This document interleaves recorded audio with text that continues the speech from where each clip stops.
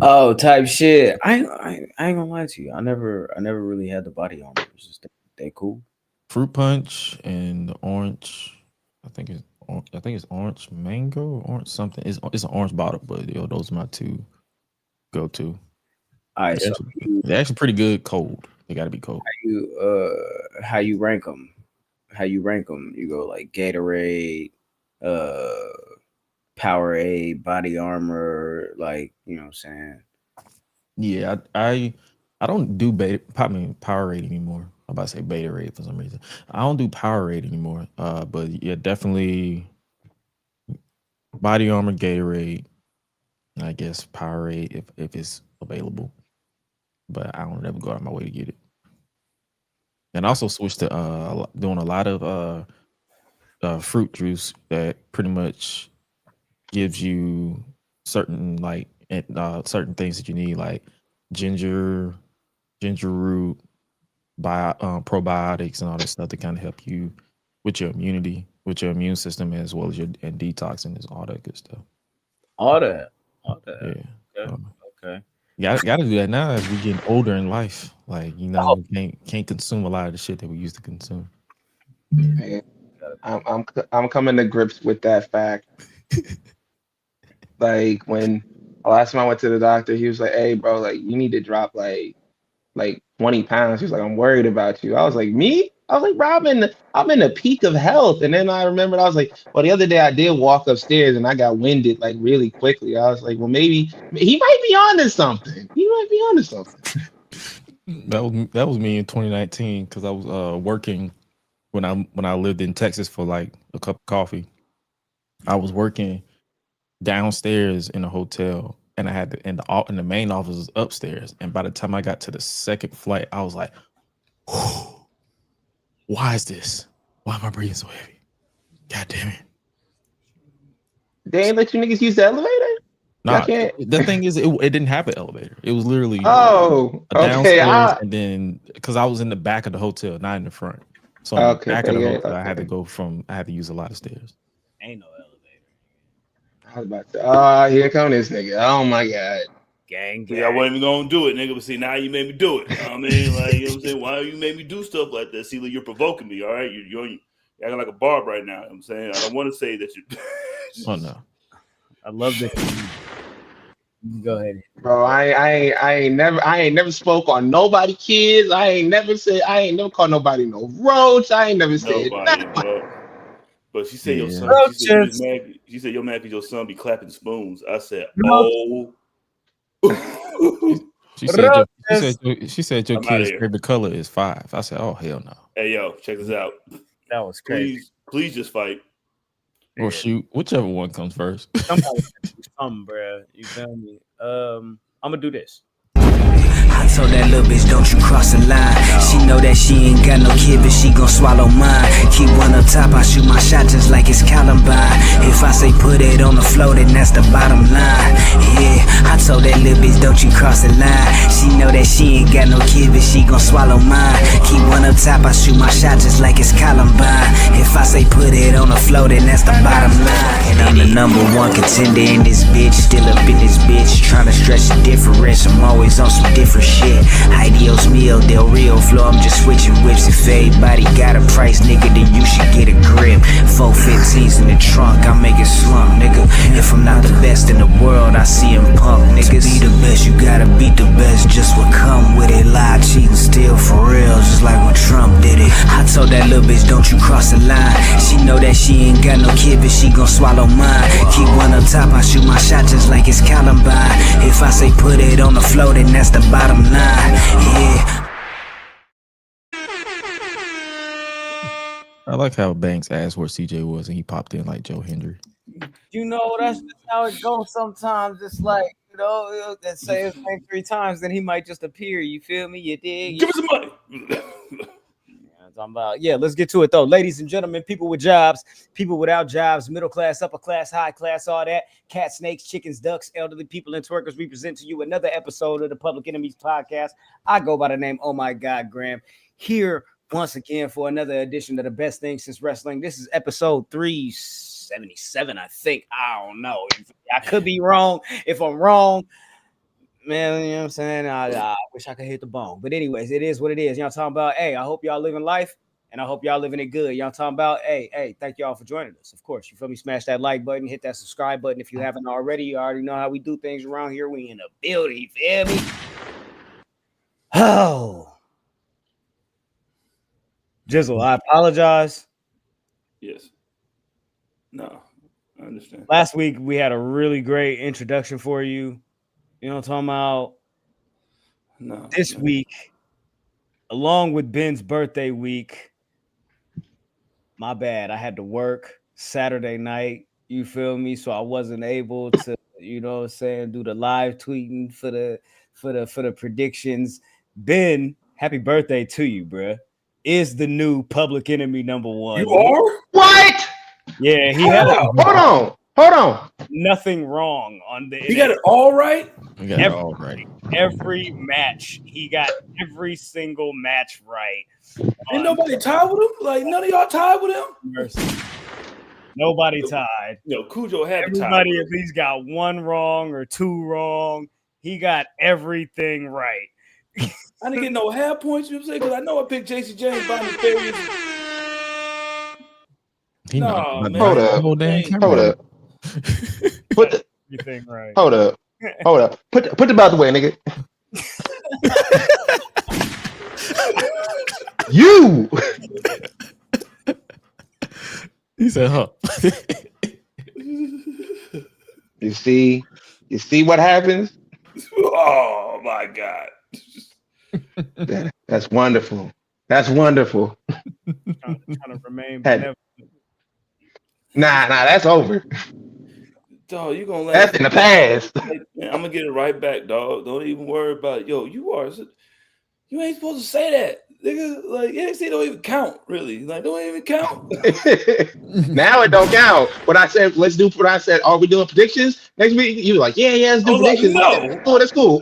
Don't lie. I said no. First of all, I for sure said no. Everybody was like, oh, you know. All right. I for sure. You might not responded, but you know, I will be a good champion this time around. It's been a super long time since I've been prediction champ. I've literally been tying or had it for like a week or something like that. But you know, this time's gonna be different. This time it's gonna be different, man. This time's gonna be different. I'm older. I'm wiser. Got more knowledge. For the last 3.5 months, you know what I'm saying? I've grown. You know what I'm saying? I'm a pantomime like Shador Sanders. You know what I mean? I'm like, yo, Ben. That was fire.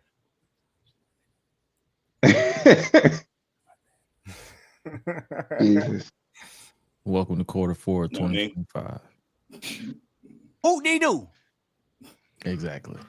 Nigga said, whoop-de-doo, nigga, you gonna tell this nigga this shit. You could have waited till after the show to tell this nigga this shit. And I had to make the public announcement since I couldn't do it, you feel me, on the timeline. You know what I'm talking about? Salute the There you go. Public Enemy #1. Salute to Jizzle, the former Public Enemy #1. Salute Emphasis on the former, nigga. Former, nigga. crazy. I'm trying to move things along. He's trying to help people. What's up, Gresh? How you doing, bro? You know what I'm saying? It's been a long week for you. It's been a cool week for you. What time did you fall asleep on Dynamite last night? Oh, I didn't actually. Actually did it. Yeah. Shout out to Cujo because we kicked off the Enemies Arcade officially over on Twitch. You can check the video on demand either on Patreon or by going to twitch.com/Public Enemies Podcast. I believe that's still Public Enemies Podcast, not Public Enemies HQ. I misspoke on the stream, but nevertheless, make sure you guys tap into that. And yeah, that was a chill stream. We was playing WWE 2K25. I finally bought it when it was on sale because I was not paying full price for that shit. And even though I didn't technically buy it because I used tip money from a show, so technically the client bought the game for me. It didn't come out of my pocket. Whatever. And the amount of times the game either crashed or froze mid-match, I'm glad it didn't come out of my pocket. Bro, I just got that game for free. If you are if you're a subscriber to PlayStation Network, that game is available right now to get it for free. That is crazy, but not bad. So subscribe to PlayStation Network and subscribe to the Twitch and see this man play games. I'm gonna be giving all kinds. Let's play God of War 3. You know what I'm saying? That's the easiest one to play. You know what I mean? Put it on easy. You know what I'm saying? So you can really have fun. You know what I mean? Because it's a long ass game. And then Ghost of Your Ties coming out. You know what I mean? So yeah, we're definitely gonna try to tap into a lot of more retro games because a lot of these newer games are kind of ass. So yeah, but nevertheless, there's only a handful of ones I'm looking forward to. That new Ghost game that came out today, like that looks good. Like that. I want that in the Wolverine game, but that's not coming out till next year. But and that I'm gonna have to put a content warning on that one. The way that those kills happen, I was like, God dang. Well, 30 seconds of murder. You know what I mean? That's definitely going on. I'm saying Enemies Arcade. I'm saying on Twitch right now. I know everything right now. I'm saying subscribe to that shit. You feel me? But like Gresh said, not only can you catch the video, man, the full stream is on there. It's also on the Patreon. That's a free, you know what I'm saying, feed right there. You don't have to be subscribed to the Patreon in order to watch the recap or the, you know what I'm saying, the replay rather of the Enemies Arcade, you know what I'm saying, first edition, the old pilot episode that Cujo and Gresh did. In addition to that, this week we did drop the newest installment of And His Name is John Cena on Patreon. Team WWE versus Nexus SummerSlam 2010. This was, of course, spearheaded by CJ and Banks. Me and Gresh tagged along for the ride. You can go ahead and tap into patreon.com/public enemies to check the newest edition of And His Name is John Cena. You feel me? You feel me? You feel me? You feel me? Oh, doing housekeeping notes, we might as well round this off with this month's announcement of September's Wrestlers of the Month, voted by the audience, the fans that decided to tap in and let us know and let their voices be heard. Plus, of course, the team here. We decided on Sami Zayn and Stephanie Vaquer as the September Wrestlers of the Month. Of course, Stephanie is your new Women's World Heavyweight Champion, winning that on the debut edition of WrestlePalooza, kicking off the ESPN era, the vacant WWE Women's World Championship at the time. She bested, in my opinion, in many out there's opinion, the WWE MVP of 2025, Io Sky. And of course, in addition to that, she also defeated Kairi Sane and helped defeat Fatal Influence with Lyra and Rhea Ripley, all in the same week. You feel me? In addition to that, Sami Zayn secured his spot by, of course, kicking off the United States Championship Open Challenge. He has since had dope matches with John Cena, Rey Fenix, Javon Evans, and Carmelo Hayes. I don't know who's next on the list. You feel me? So if you tapped into SmackDown, you feel me, this week, you'll likely see who's next on his list because he's been knocking niggas off. You feel me? Salute to Sami Zayn. You feel me? Yeah. This was the first time that we had like kind of like a unanimous like this. It was like, well, I got da-da-da-da-da-da. I was like, yeah, what that? Yeah, you're right. I picked Kyle Fletcher. That was not unanimous. I don't know if it was unanimous. You feel me? You know what?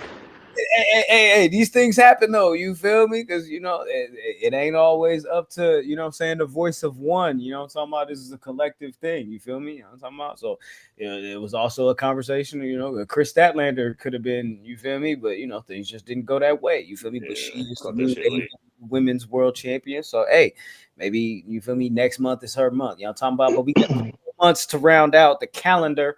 You know what I'm talking about? So if you ain't tapped in, tap in, let your voice be heard. You feel me? Let us know who you think should be the wrestler of the month for this month of October. Speaking of, at the end of this month, Heels Have Eyes 9, Devil's Night, presented by West Side Gun and Smoke Dizza. This will be at Six Flags. They're partnering with Six Flags for like a whole string of events for Halloween season, of course, so you can tap in for wrestling, rhymes, and what was it, like culture, shit like that. I don't know who's going to be on this lineup yet. They haven't announced that. You feel me? Tickets just went on sale today, but salute to Westside Gun and Smoke Dizza for doing their thing. This fourth row shit been going crazy. So I know them partnering with Six Flags, that's a big thing, you know what I'm saying, for them. So that's dope. You know what I'm saying? So if you're in the tri-state area, you got an opportunity to fuck with that Halloween weekend, especially if you can't get down to the Halloween Horror Nights, you know, talking about to see the, you know what I'm saying, the Bray Wyatt and the whole Wyatt 6, you know, talking about shit like that, you know what I'm saying? That'd be crazy. You know what I'm talking about? Speaking of crazy shit though, Ahmed Johnson was actually involved in a car accident this past week. As if you're watching the YouTube feed or if you're watching the video feed, you can see how smashed up the vehicle was and how fucked up that was, but he made it out unscathed. You feel me? I'm talking about. So salute to Ahmed Johnson. That's fucking crazy. There was he had a yeah, for sure. That's crazy. He put a message out on Facebook. He said, "When you have the Lord on your side, nothing can harm you." So that was his response and his reaction, you know what I'm saying, to coming out and, you know what I'm saying, having this situation happen. So, of course, T's and P's to Ahmed Johnson, you know what I'm talking about, on the other side. This, you know what I'm saying, this situation is fucked up, you know what I'm talking about. Nobody likes to do that. You know, nobody likes going through that shit. Nobody wants to see nobody get hurt. I mean, especially something that you can't, you know what I mean, you can't control. Yeah, you know what I'm saying? And even if you walk away unscathed and healthy like a motherfucker, nobody even wants to deal with the shit that comes with, you know what I'm saying? I gotta get another Nissan, blood. Like, bro, shit. Headache, bro. I'm telling you, P. My big ass can't fit in no Sentra. But you know, talking about, bro, since I'm telling you, bro, since I wrapped my Lexus, bro, I've been driving like Miss Daisy, bro, like super. You feel me? Like I'm 72. You feel me in that motherfucker? Right in the middle of it where you can't pull me over. You got me, officer, man. I'm driving 50, 71 and a half. I don't give a fuck where we at, nigga. 54 miles an hour. And then what? We in a residential area, nigga. We talking about 9. Yeah, man. We're going 7.5 miles. You know what I'm saying? Because you ain't gonna blame me for running over no fucking future president.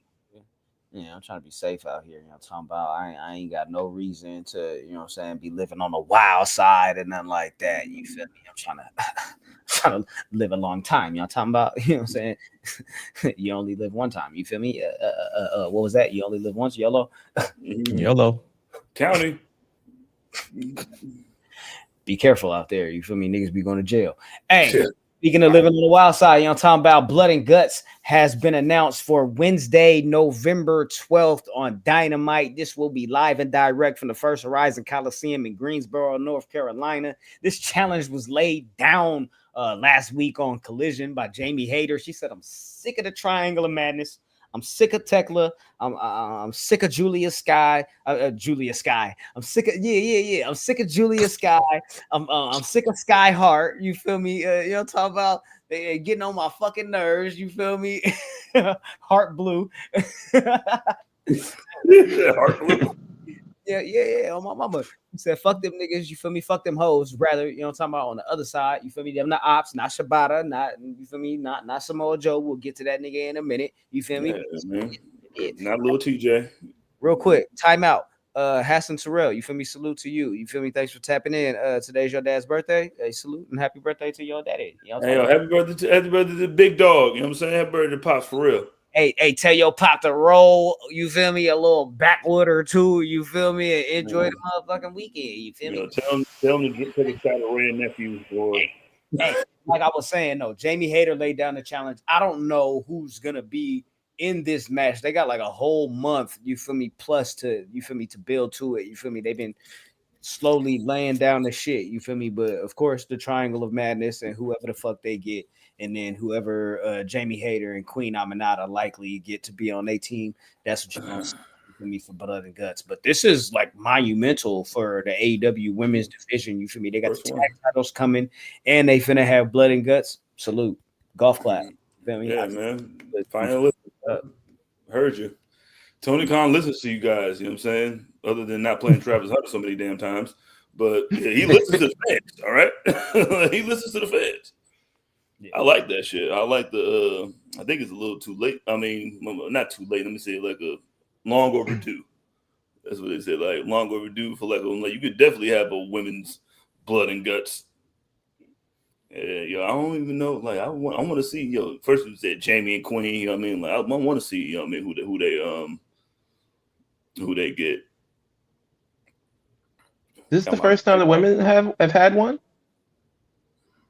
Wow. I don't know why. I feel like it's probably because they've had like a lot of different like extreme matches and cage matches, stuff like that. So it just gets muddled in my head. But yeah, congratulations. That's great. All right, you know they gonna show out too. Like it's gonna be crazy. Yeah, yo, man. I'm over here putting the things in my head of the teams. So, Yeah, it's gonna be wild. It's gonna be crazy. They're gonna do their motherfucking thing. I already know it. You feel me? I have 100% confidence in it. You know what I'm talking about? In addition to that, they did announce on Dynamite. By the way, Dynamite 6-year anniversary. Come on now, come with it. You feel me? Question for y'all before I get into the ism. You feel me? That happened on the show. You feel me? First and foremost, let me ask y'all this. Dynamite, AEW, you feel me? 6 years in the making. You feel me? Is Dynamite better today? Or was it better when it first started? You feel me? That first wave of Dynamite, you feel me? You know what I'm saying? When they first caught their ism, you know what I'm talking about? Or, you know what I'm saying? Is it better now? CJ, kick us off. man, I think, first off, making it to 6 years is, you know what I mean, is a big feat anyway. You feel me? And I think it's gotten gradually better. I just think sometimes, like, you know what I mean, like they talk a little too much. Like they had a lot of big moments, you know what I mean, over these last 6 years. Like, you know what I'm saying? CM Punk coming back, you know what I mean, Sting coming in, you know what I mean? Like they've done a lot to, you know what I'm saying, just maintaining relevancy is hard, you know what I mean? Especially when there's a fucking juggernaut, you know what I mean, that you're going against. You know what I'm saying? You're supposed to be the antithesis of that. So I think they've been getting better and better every year. You know what I'm saying? You got to improve a little bit in something. And I think they've done that. And it's a big deal. So congratulations to them for making it to 6 years, man. Because like we're like real wrestling fans. We can watch both and not like, you know what I mean, like pick a side, you know what I'm saying? Because you can't make us because none of you niggas can beat us up. And yeah, man, like shout out to them, man. That's a fucking big deal. And I'm happy for them. So I think they've gotten better for sure every year because they're still on TV. So if you didn't get better, you'd be canceled by now. Nobody makes it to 5 years in TV of anything usually. You know, facts, like especially with with the last like 6 years and everything like that, they've had highs and they've had lows, but it's just been about like the fact that they've rebounded off of those low moments and turned it into something. There's sometimes where you're like where there's some like big storylines where you're like, okay, well, this is going on too long, but they've had like consistency through that. So like they have just been like they've stated that they are the alternative, and they have definitely just like honed in on that audience and kept that like to where they're not like a carbon copy of WWE. Because there were some times, I'm gonna be honest with you, like it felt like they could lean into that, but every time they just showed out and showed why they were different. So like congratulations on 6 years and looking forward to the future and seeing what they have to offer. You muted, bro. I just muted myself. That's hella funny. You talking about when like Chris Jericho and MJF did that whole little musical thing? You feel me? That whole little. Honestly, I like that. I like that, but I felt like that was like going a little too far. It like I'm into like musicals and stuff like that, so it didn't bother me. But I saw other people when that happened, they were like, "Bro, this is too much. This is a wrestling show. What are we doing?" And I think by the time MJF did that again, where he did like the Louis Prima song, I think like Pennies from Heaven, on Dynamite, we were like past the point where MJF was like loved by everybody, oddly enough, where that didn't really matter and no one really questioned it. But like, yeah, that musical number that they did that time is like, yo, people were looking at it, they were like, what is this? There are definitely some odd moments, definitely some hiccups, but like, yo, they've stayed the course. Type shit. Speaking of, you know, I'm talking about music to be murdered by. You feel me? Shout out to Eminem. You feel me? But I Quit match, Darby Allin, John Moxley. That's going down at WrestleDream, October. What is it, like 18th? Y'all talking about? Yeah. They doing that. These niggas said we gonna up the ante a little bit more. I don't really know if this is upping the ante from a coffin match. This is kind of like a lateral pass.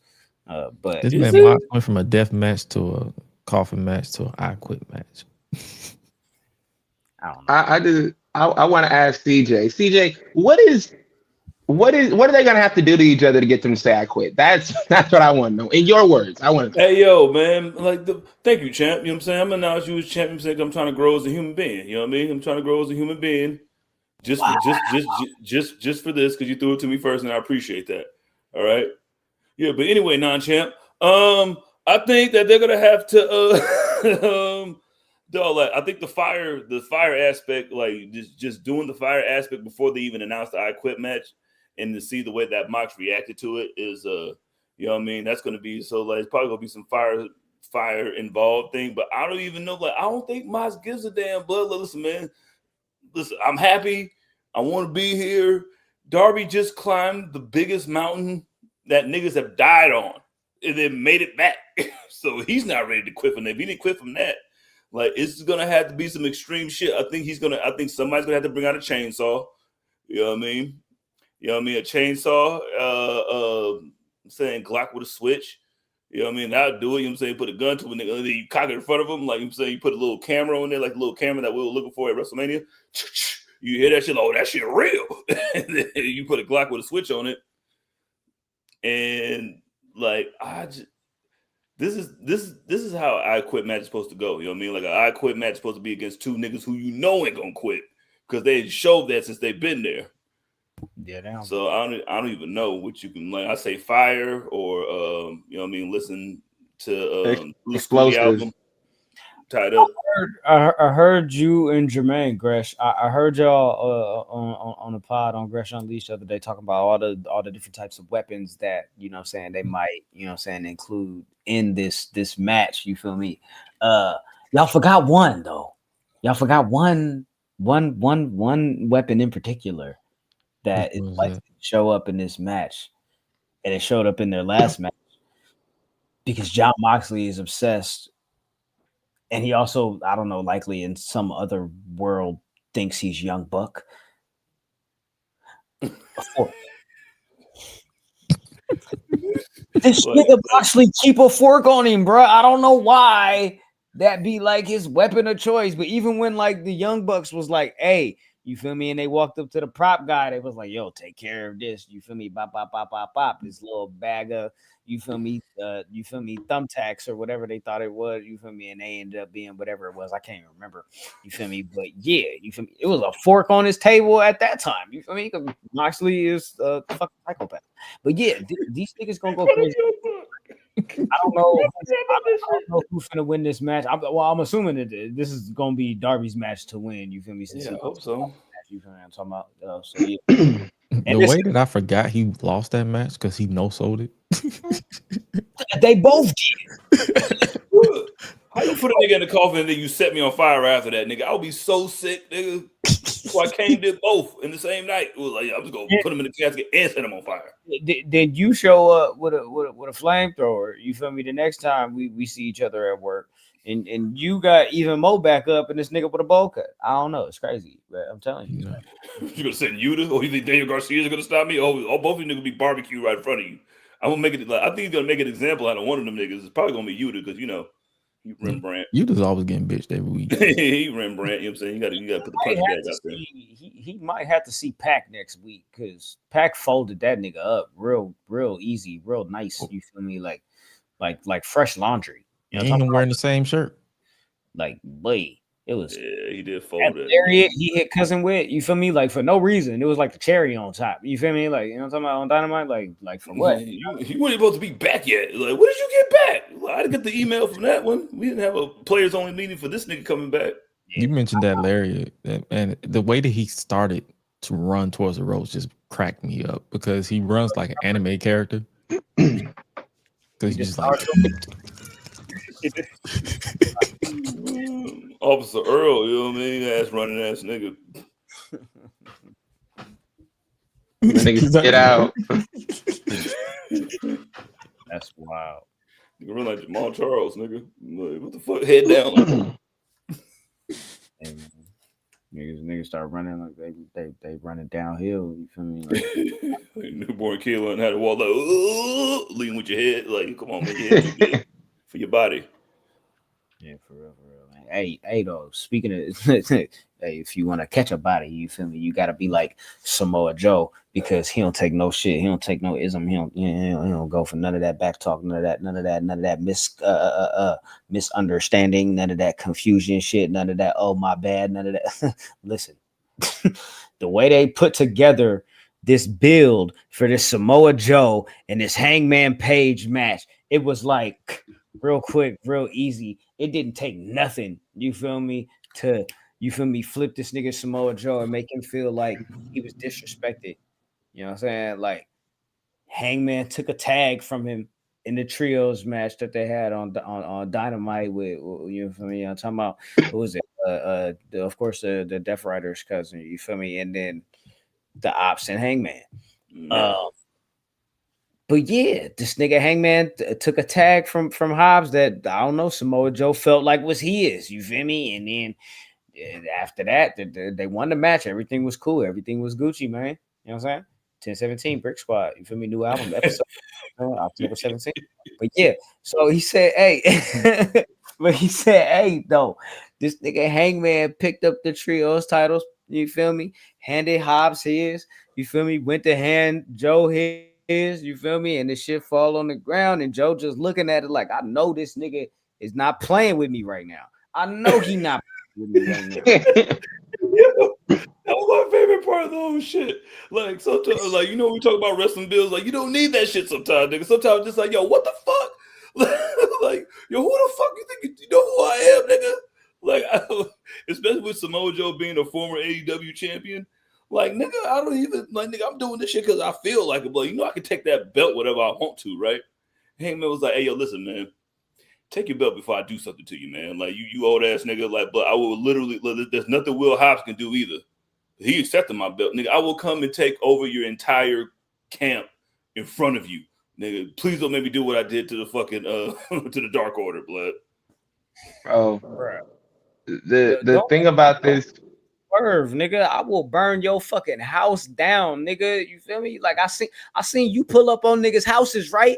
I seen that shit on SmackDown. Oh, Wendy, I remember that shit when you pulled up on AJ's house. You feel me? Nah, you feel me? I don't just pull up. I eliminate shit. You feel me? I burn shit down. You feel me? Fuck Seth Rollins' theme song. I'm here with the fire, with the can of matches. You fit with the can and the matches. You feel me? To fuck shit up. You feel me? Blood, the homie got a whole flamethrower right now, blood. Like, you know what I'm saying? Like, I will go get that right now. We both pillars. That's all it takes, though. Like, listen, nigga, it's just something like, yo, nigga, fuck you. Nigga, fuck you too. Now we fighting for the belt. That remind me of that episode of in ROH when Joe, he was walking to the back with somebody right next to him, and they shoulder checked each other. Like, it was like an accident. Joe just looked at him and said, nah, fuck this, and ran into the ring and said, like all it takes is literally a brushing of the shoulder for Joe to get pissed off. That's what I like. yeah, it does. You don't need a long form, complicated heel turn. You don't need, just some intricate story. Sometimes you just need this, like, yo, we beefing, like, yo, just like, I'm better, like, I feel like I'm better than you. I felt like a slight disrespect. I feel like you're not showing me the honor that's due to me. Let's get in the ring. Let's try to figure it out. Like, I like that. I like that because sometimes we get in the way, like, or, you know, wrestling storylines get in the way of, like, of being great by overcomplicating things. Like, you have like a long intricate storyline for a rivalry that's probably just going to be one match and last couple of weeks. And like, I like they got straight to the point. There was no like, oh, we going to talk about this next week. It was like, bro, title match already set. We go into that for WrestleDream. It's already in the cards. And the promo that Samoa Joe cut backstage, chef's kiss. On any day that you have ever existed, you have never been greater than me.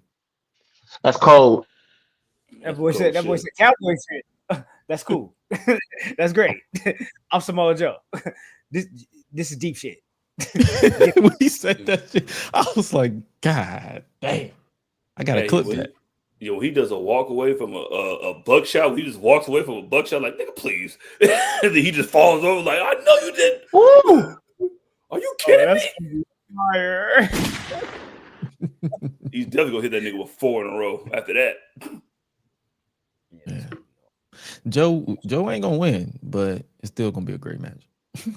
No, the thing is, like when Joe won the belt, I didn't think he was gonna win at that time. You know what I'm saying? So like the little suspense is, listen, Samoa Joe is still Samoa Joe. Like I have a move that's like literally unbeatable. Like I'm choking you out, and I'm heavy. I can just come here. You're not going anywhere, big dog. So Who do you take the belt off of? Was it MJF? MJF. Nope. Yeah. Okay. Yeah, Joe took it off MJF. That was when he was literally being held together by duct tape and prayers. Yes. I mean, because Moxley was on vacation for 3 weeks until it was like, come on, Mox, man, can you just please? Yeah. So yeah, definitely looking forward to that match at WrestleDream with Samoa Joe and Hangman. Like Ben said, sometimes they overcomplicate things, and the way that they piece this together with just those simple elements and that small little miscommunication, chef's kiss. It was perfect. And you know what I'm saying? That like I'm looking forward to the remainder of the build. I know Joe's gonna have another crazy promo, but before this, they're gonna have like a face-to-face or a contract signing or something like that to lead up to it. But to close this out, when Joe, Shibata, and Hook introduced the Ops, he said verbatim, "We are 3 men who everywhere we go, we always have a misunderstanding. And the only answer is violence." mm-hmm. Damn, man, you from O Block, nigga? Damn, calm down, dog. Man, And I'm just saying, like, even takes it back to that ROH clip that Gresh was talking about. And here, you feel me? Like, that's all it takes to turn this nigga on a dime and be like, nah, I feel disrespected. You feel me? I'm gonna do something about it. You gonna do something because I slap you in your face right now. Dog, grown man shit. You know what I mean? Like, listen, but like you didn't say, like, if you just said excuse me, my nigga, you know what I'm saying, none of this would be happening right now. You know say your title would be in jeopardy, Mr. Hangman Page. You know what I'm saying? But you didn't want to say excuse me. Type You shit. thought that you was the A side of this fucking beef, nigga. Like, no, nigga, it's the Ops and you, nigga. Not you and the Ops, nigga. Because you ain't supposed to be with the Ops, nigga. That's why I laugh. He's like, oh, if you throw a fit like that at me, I'm gonna ruin your life. Man, I will ruin your ability to breathe. Keep playing with me. I don't know, man. I kind of believe both of them. So I don't know. Yeah, I know. I don't know. He's like, I'm gonna fuck. Okay, man, like I'm gonna fuck up your home insurance because I'm gonna burn that bitch down. And Joe's like, I'm gonna burn up your health insurance. Like, but either way, that's not the only championship that's gonna be on the line at WrestleDream. We already on the 6th anniversary of Dynamite got the direction for the Women's World Championship because Tony Storm laid down the challenge to Kris Statlander and said, nah, I know we did the fatal 4-way thing, you know what I'm saying? That was cool, but I gotta know if you really better than me or not. You feel me? So hey, it is what it is. Kris Statlander accepted the challenge and said, you know what? Matter of fact, let's do it at WrestleDream. You feel me? Since you want to talk shit, we could pop shit and I'll put you in your place. You feel me? Because this ain't no fluke win. You know what I'm talking about? I'm really hurt. You know what I'm saying? So, hey, Kris Statlander, Tony Storm, definitely looking forward to that one at WrestleDream. And I feel like they and that didn't take much either because it was like Tony Storm was already the champion. You knew she was gonna get a rematch. You feel me? They had to do it 1-on-1. But the fact that Kris Statlander was like, all right, cool. I say this though. The what chance with the Tony Storm promo wasn't feeling that. That was crazy. I didn't. Well, they was kind of in NXT territory and shit. Like they be doing like little house shows and shit in that little area. You feel me? Lakeland. You feel me? That little they be doing and shit like that. So it's like kind of like that shit was a little. You feel me? But hey, it is what it is. That shit got to me because I'm like, she was cutting a top tier promo with the emotion, the voice control, all that, and y'all like, what? I'm like, man, y'all lame as fuck, man. And then, like, it's wrestling fans, you know what I mean? Like, we try to give them the benefit of the doubt because they're going to do shit like that. But, like... That's not something that usually happens at AEW, though. Yeah, man. Like, they didn't usually know better than that. It falls on the location, basically. They hit, you're right about that, Gresh. They hit Kyle Fletcher with the "You Can't Wrestle" chance when he was, you feel me, him and Orange Cassidy was going at it. He looked at them niggas and was like, me? Like be for real. But I would brainbuster every single one of you niggas in this crowd, nigga. Like, who do you think you talking to, bud? Like, y'all niggas chase. You have gators on fucking leashes out here. Yeah, nigga, and this ain't 2022, nigga. It ain't that many of you niggas in here. I get to every single one of you niggas. I swear to God, lock the doors. But I'm a super athlete, nigga. Like, all you niggas would close the doors. Don't let nobody out. Hey, yo, that Statlander versus Tony shit is so. First off, like in the triple threat, like usually in a triple threat, like I'm saying, this is a good way to get the champion not to get pinned and then they lose the belt. I pin you, nigga, with wrestling, nigga. You know what I'm saying? You know what I'm saying? I didn't like it wasn't like I didn't have that excuse, you know what I'm saying? When it was like, yo, you just pinned the other girl in the match and then like I lost my belt. Like, you know, nigga, I pinned you, nigga. With a seatbelt from the opposite, I'm not gonna join. You feel me? Seatbelt pin. That's wrestling. Now, if you want to get in here and like get the same ass whooping that she was getting, that's fine with me, nigga. I don't give a fuck. That's cool with me. Like we said, like it don't take that much. You know what I mean? Like, listen, all it takes is like, yo, man, I don't think you beat me. Like, no, I literally beat you, my nigga. Like, yo, I beat you in a match that I didn't even have to beat you in. I want to make sure that I beat you. So, hey, matter of fact, you asked for this match too that I beat you in. I didn't ask for the match that I beat you in. You asked for the match. You said, I want to fight you. I want to fight you. And I want to fight you. And I said, bet. You feel me? And like you said, CJ, bitch, I beat you. Like, I didn't beat none of these others. Like, I beat you, the champion. Like, I beat you. And I'm going to do it again. Yeah, too big for your timeless britches, huh? Motherfucker. Yeah. You know what I mean? That's what you get. You know what I mean? Like, now, if you want, now, if you don't want no excuses, that's fine with me. I'll send you right to the blood and guts match like I sent the rest of them bitches in this fucking match. You know what I'm saying? You can go right to the blood and guts match with the rest of them. I'm going to see you right there. She might actually end up in that match. I'm just trying to figure out, like, what's the direction of Toni Storm after this Statlander match. You feel me? Because it don't seem... I don't think Statlander's losing this match against Toni Storm. Like, she's going to need some type of direction, and that's going to be a big match, you feel me, for AEW. Yeah, big match. So I really see that. You feel me? Death Rider, nigga, like the little shit going in the back. Like, yeah, she has the best story. So, yeah, she can't lose. Yeah, good shit. Speaking of niggas with the best story, I don't know, man. The Bucks is broke again. You feel me? So, hey, listen. Yeah. Oh, time out. Whoa. That's funny. That's fire. You feel me? That's fire. But they had a little trios match, you feel me, with Josh Alexander, and they faced against Brodito and Kenny Omega. They lost that match because, you feel me, I mean, it is what it is. You know, I'm talking about this nigga Josh Alexander got pinned. You get hit with the 21 plex and a one wing angel, you feel me, right after that, back to back. I don't know how many niggas is getting up for real. I'm gonna tell you the truth. But salute to them niggas that had a good match. You feel me? This shit was cool. You know what I'm saying? But I say this. Broke.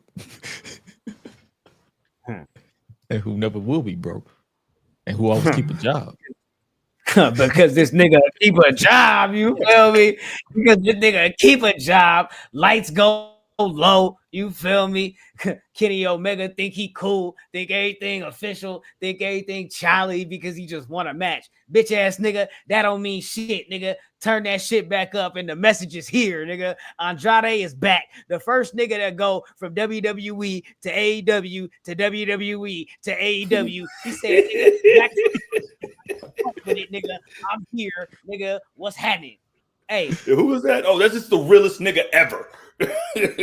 Bro, I'm not gonna this caught me because I was like, I thought he don't got 90 days. I was like, I did not know. I did not remember the policy on like any like that. But the word came off PW Insider from Mike. I think it was like Mike Johnson from PW Insider had reported that he did like fail several wellness he violated the wellness policy several times and ended up getting released as a result of that. And it's like, bro, dude, it's leads to speculation. Did he violate the wellness policy on purpose because he wanted to get released? Like, there's so much up in the air that we won't know right now. Either way, this arrival and this is why I say like the 90-day, like no compete policy is bullshit, and it's something that needs to be done away with, because the wave of momentum that he comes in off of being fresh on everybody's minds and to come like right in to this like spot right here and feud with Kenny Omega on his first match back and to be put into the Don Callis family. I love it. Hey, Ben, I'm gonna tell you something about drugs. Damn. I know some niggas out there wish Karrion Kross had this much motion, nigga. I swear to God. Hey, what he been doing nothing, nigga. He was like Karrion Kross had more motion over there. Because how the fuck you feel me? How do either Andrade negotiated the you feel me that non compete? We not putting that in my contract. Or they said on the way out, bro, just do what the fuck you gonna do. Hey, don't even worry about it, bro. Feel me? So, hey, the fact that he popped up in AEW 3 weeks after, you feel me, his WWE release, and niggas is thinking either he got a 30-day or a 90-day or something like that, you feel me, with all these other shits that's being, you feel me, announced at independence or non-televised events, international events, or whatever that he's been announced for. It's like, okay, cool. Like, niggas not really tripping because niggas ain't thinking too much of it because it's not televised. This nigga popped up and said, hey, nigga, I'm back. Say less. Kenny Omega, I'm finna knock your motherfucking head off, nigga. You're first on the list. So I don't know, nigga. You might as well go ahead and add that to the card at WrestleDream and give Andrade the W, because like I was telling y'all in the group chat, I feel like Kenny Omega loses anything or gains anything in this match with Andrade. So nigga, you might as well just lose. Exactly. Andrade definitely has everything to gain in this match, and letting Kenny Omega, like letting him get a win on Kenny Omega and the inclusion of being put into the Don Callis family and that wave of momentum would definitely like put him in a spot where he could really get some things done. Like I'm here for this. Like this is like, we haven't seen anything like this as regards to like a release and like a pop-up this quick since I think since Aleister Black popped up, because he like somebody messed up and he only had like a month, like no compete clause or something like that. Yeah, he was still in his NXT contract and he had like a month, and everybody was like, yo, how he popping up so fast? Like this, like bro, then these 90-day compete clause, no compete clause over independent contractors. Get that out of here. If you notice, get that out of here. It was actually shot the same way. Like verbatim, even with the camera angle being, when the hard camera being positioned towards the commentator, it was literally shot the same way. The only difference was it was Andrade and Kenny instead of Aleister or Malachi and Cody. Shout out to 1995 Lex Luger, great motherfucking pull it up. Yo, I love how this came out. It was like, oh, he had hella wellness violations since he's been back. Like, yo, hella, my nigga. So we just not hearing about it now. It's always like hearing like somebody's locker room cancer when they get traded. Hey, shout out to Mr. Towns 90. He said Andrade must have said something about Triple H booking in AAA, and WWE was like, get him out of here. You know what I'm talking about? You feel me? Possibly, you feel me? But I want to salute to you feel me, that nigga, and salute to Art Game. You feel me? Art Game said earlier, you feel me, long time listener, first time tapping in live, you feel me? But I want to salute to both of y'all because I noticed, you feel me, y'all not usually around here, you feel me? So, you know what I'm saying? Pull up to the motherfucking hood, you know what I'm saying? And fuck with your fellas, it is what it is, you know what I'm saying? But hey, you know what I'm saying? Thank y'all for you know what I'm saying, tuning into the conversation. I do have a question for y'all. With Andrade's return to AEW, is it just me? And Gresham, I ask you to, you feel me, hop in here, you feel me, and then everybody else chime in. But is it just me, or like, does it say something, or what does it say to you that Andrade returns to the AEW and it seems like he's positioned higher than recent returns of Orange Cassidy and Eddie Kingston to the company? I just noticed that, because where the fuck has Eddie Kingston been since he came back? Collision. Oh, I don't watch he that just show. got back last week, man. Leave him alone, man. Oh, I don't watch that show. That explains a lot. Never mind. But yeah, I noticed that too. It is definitely eye catching. Will it be long term? We will definitely see. Because it's like a million motherfuckers in Don Callis family. But yeah, we'll definitely. It is catching my attention. Especially, it'll definitely determine the long term if he gets a win over Kenny at WrestleDream, because we got like what 2-3 weeks until, or 2 weeks until WrestleDream, give or take. Yeah. So. Yeah, I definitely that definitely did catch my attention too, because you got the pomp and circumstance, the big return, big reveal. You're pretty much positioned higher, and even in the Don Callis family, because you got Okada, or you got Kyle as basically the ace. You got Okada as pretty much he's the top dog, but he's not necessarily the front and center.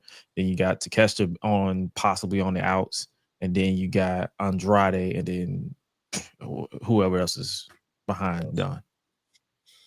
Yeah. So and Trent. Yeah. Oh yeah. And Rocky. So, that was crazy. You feel me? Like I feel like he really shocked the audience. I feel like, as far as like the crowd audience that was in the building, in the arena, and the people that was watching at home. Nobody expected this. It wasn't something that got out or leaked through the dirt sheets or anything like that. Like, this was a real and genuine surprise. So salute to Tony Khan, salute to AEW, salute to Andrade for being able to get this deal done. You feel me? And bringing him back to AEW. I think that's fire. But yeah, we'll see how this second run goes. Yeah, I don't know that nigga. Be mad at that nigga. Curd up, nigga. Wrestling is a business, y'all. Remember that. Yeah, big facts. That's real. That's real though, because that's how I consume my wrestling. Like, I don't know these niggas. I'm not gonna get mad at them going from this one company to the next. Like, they ain't got nothing to do with me. It ain't affecting my pocket. It's exciting. You feel me? This feel like when I was flipping back and forth, like, you feel me, between Nitro and Raw, trying to figure out, you feel me, what the fuck going on. Like Jizzle said, you feel me, Lex Luger showing up on the first episode of Nitro. You feel me? Or this nigga Rick Rude popping up on Raw and Nitro in the same night, or and ECW a couple of days later. Oh, the type shit. It's like, bruh, like, come on, nobody was doing shit like this. So shit like Andrade being able to pull this off, hats off, my nigga, hats off. There Because you go. like, you gotta make a way for yourself. It's a dog eat dog world in here, and for sure. Say, bro, you gotta eat what you kill. Get to I it. hope he does good, man. I'm cheering for him, dog. Like, he's dope. Let's get to it though, because I do want to have this conversation. We started off having this conversation. We ain't never really done this before, but we started off having this conversation in the group chat, and I'm trying to really get to it, bro, because we was talking about who is the top 5 AEW tag teams. So if we want to talk about the starting lineup of the AEW tag teams, the tag team division heating the fuck back up. You feel me? I don't know if y'all saw, like we said earlier, nigga, the Bucks is broke again. Jurassic Express is back. They finna do their motherfucking thing. You know what I'm saying? Like, it's hella shit going on. You feel me? With the, you know what I'm saying, this uprising, or this, you feel me, this double revolution or extra revolution. You feel me? This new wave of the tag team division. You feel me? And I just want to know. You feel me? We already had this discussion. You feel me? Like what? Like a year and a half ago when we talked about the starting lineup for the AEW women's division. You feel me? So like, let's talk about the AEW tag team division. You feel me? Like, if I go back to the group chat, it looked like where we was at was the Young Bucks, FTR, and the Hurt Syndicate. Pretty much a lock. Where else do we go from here? Do we go like niggas like Jet Speed? Do we go niggas like Cope and Christian? Do we go niggas like the Outrunners? Do we go niggas like Action Andretti, Leo Rush? Who? What you say, CJ? Said, bro, like, it's kind of crazy not to put the champs in there. You know what I'm saying, bro? You know what I mean? Like, I mean, I don't know. You feel me? What y'all think? You feel me? Like, this nigga said Leo Rush and Action Andretti. Like, huh? No, wait. Shout out to my man Andy. Now they can finally kick out Lance Archer and Road Park. Yep, listen, Lance Archer ain't got nobody. You know what I'm saying? He got cap in his raps. So let me keep bullshitting it. What about the Murder Machines? Brian Cage and Lance Archer. What's up? What are they gonna do, blood? This ain't Deadpool versus Wolverine. You know what I'm saying? Like, we ain't worried. Okay, the guns. What about the guns? What about the Gates of Agony? Is it Jet Speed?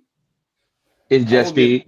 I'll give Jet Speed one of them. No, Ben just saying that because they both look like that nigga. Like, he ain't about to do that. You know what I'm saying? Like, you know what I mean? He ain't about to do that to me. But Jet Speed, like I'll put Jet Speed, like Brodito for sure. Like I like the Jurassic Express. You know what I mean? Getting back together. We'd even bring up the Feud and the Claim getting back together. You know what I'm saying? Giving it a go one more time. You know what I'm saying? Going through therapy with Jerry Lynn. If we talking about like.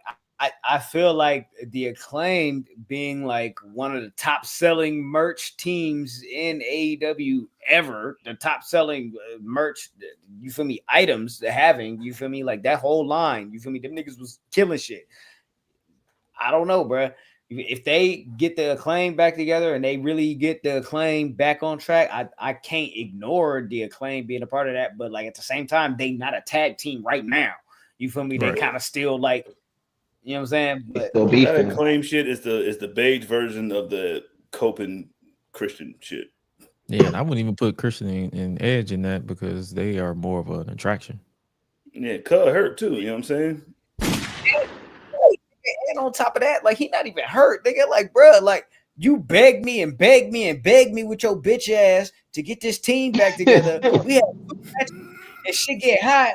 And your little bitch ass get scared, want to go home, nigga. I'm confused, nigga. If it's too much heat, get the fuck out the kitchen. How you gonna ask me to team back up with you, and you want to go home, nigga? All of a sudden, you believe me when shit get hard. I said, man, I gotta go take care of my wife. I'll let you hug me, nigga. And that's why, right, exactly, and that's why Christian was like, it's Christian and Cope. Fuck that Cope and Christian shit, nigga. I'm the A side, nigga. I'm the A side, nigga. I'm the main attraction. CJ, that dude is to my side shit. Exactly, nigga. You feel me? I'm the main attraction. This nigga, you feel me? The little commercial advertisements and shit like that. You feel me? Don't interrupt. You feel me? No originally scheduled programming for no bullshit ass notes, nigga. Here we go, nigga. I'm him. You know Matter of fact, put a dot on his face. Put a dot on that nigga. Oh my mama, nigga. Yeah, hey, what you talking about? I guess I can't disagree with niggas on Jet Speed then. So FTR, the Young Bucks, the Hurt Syndicate, Jet Speed, Brodito. Mm-hmm. I mean, they're champions. That's got to be 5, yeah. And they haven't had any, and I can't even say just because they're the champions, they've actually had great matches. So. Like, and the FTR's like the Cowboys, nigga. Like I didn't rotate one of them for a new niggas. You know what I'm saying? Like this ain't nothing but a bunch of Dak Prescotts on that team. It wasn't for Stokely. I mean, if you don't go on that comparison, at least they winning championships. Only because the niggas lost. You know what I'm saying? I mean, but then at the end of the day, you got other niggas like Private Party who's not on TV. You got niggas like Top Flight who's, you feel me? Both of them teams are supposed to be next up 5-6 years ago, and nothing has happened. You feel me? And you think Andrade and Takeshi ain't gonna be a tag team? Like if they decided to do anything in that tag team shit, nobody's winning anything. Yeah, I mean, right now they got Okada and Takeshi. Wait, no, they hate each other. You know what I'm saying? Yeah, they hate each other though, but they got Brodito next week on Title Tuesday. You feel me? So like that match is happening. You know what I'm saying? So like, I'm just trying to figure: is there a better team than Brodito? Because like currently they're technically undefeated as a tag team, right? I don't know, man. Like I think they're just the perfect. Like it reminds me, the Heart Foundation. You know what I mean? Like it's like the Heart Foundation, where it's like you got to fast, and then you got a big nigga. Yeah, you know what I mean? Like power, not like Power and Glory, because both of them niggas was ass. But it's like the Heart Foundation, just like the perfect balance of like you need a big dude, then you got a small dude, like men on a mission. Andy says in the second tier, he put the Acclaimed, the Guns when they're healthy, Leo Rush and Andrade, and the Sky Brothers when they get their shit together or when they get haircuts. I don't know. That nigga Sky Dante Brothers. Martin got to figure that shit out, bro. Oh. Top Flight. Oh, I was like, huh? I'm about to say, EO got brothers? You got two Angel Reese's on the team? Like, what's going on? Look. Yeah. Dante Martin's haircut is ridiculous. That's crazy. This nigga walking around like motherfucking kid from Kid and Play, cuz. Oh my god. He got the little curly shit up there, and it's just kind of like, you feel me? The high top curly shit, nigga. You don't cut that shit off your fucking head, nigga. Hey, little test tube, baby. The thing with that is too, his shit ain't even curly. That shit nappy as shit. Okay, so no bullshit then. Let's close it out. I guess Andy was right then. You feel me? You feel me? Well, I guess Andy wasn't right because Jurassic Express, you feel me? Like, salute to them, but you feel me? Like, what have you done for me lately? Y'all just got back together. Ain't even had a match. You know what I'm saying? And if we talking about niggas that ain't never been beat, the Hurt Syndicate as a tag team ain't never been beat. You feel me? So they got to be in there. So FTR, the Young Bucks, the Hurt Syndicate, Jet Speed. You feel me? Even though they don't never win shit. Dope. They don't never win shit. You feel me? You know what I'm saying? And then Brodito, the champions. You know what I'm saying? Because niggas is raw. So yeah, there we go with it. You know what I'm saying? That's your shit. That's your top 5 AEW tag teams. That's your starting lineup. You feel me? And speaking of, you feel me? Starting 5. You feel me? Season 2. That's on Netflix. What this month? You feel me? Next month. You know what I'm talking about? Bron, Shy, and all them niggas. That's coming soon. So yeah, salute to them niggas. Let's go crazy. Just be there for vibes, nigga. Them niggas always bring a liquor to the party. Them niggas is designated driver of the top 5. Make sure we get home tonight, my nigga. Mike Bailey don't look like a nigga you sent to the store. Oh hell no! I'm sending bring my change back too, nigga, and do a flip when you give it to me. Hey, Speedball, bro. I need some Juju beans. I need some Reese's. You feel me? I need a mineral water. You feel me? Let me get that. You feel me? Yeah, talk about fuck with me. Don't do that. Don't send him. Get whatever you want under $2, nigga. Don't send him that because he gonna come back with some raisinets and some fucking beet juice. Don't do that. Hey, bro, put some motherfucking shoes on and take your ass to the show and go get my shit. Run it. I asked for a Chris lemonade, nigga. It was 2 for $3. Okay, good look at that, Speedball. You know what I'm saying? Like, he like the one that found the deal for you too. Like, yo, these were 2 for $3. I know you like lemonade. Like, yeah, that's true, big dog. You know what I'm saying? Hey, I downloaded the app too. They had some deals on there. Like, he definitely looked resourceful. So we gotta have one of them on the team. You feel me? Like, yo, so these were 2 for $3. You know what I'm saying? I got myself, you know what I'm saying? You got some Planters peanuts. It was 2 for $1. Good job, blood. Go ahead and get my $2.57. You can keep that. You feel me? You earned that. Speaking of sending niggas to the stove, bro, I feel like Roman Reigns and Jey Uso was like having this little standoff, little aura off, trying to figure out who gonna try to send Jimmy to the stove because these niggas is tripping with they little, you feel me? Hey, you know what I'm saying? I'm really him. You feel me? I'm talking about I'm trying to make the plays. You feel me? Niggas gotta run the shit how I want shit run. You feel me? Like, hey, we ain't fucking with LA Knight. Hey, we ain't fucking with the Vision. Hey, you feel me? If shit would have went my way, I would still be the world heavyweight champion. You feel me? Hey, I get it. Like, I feel it. I don't know.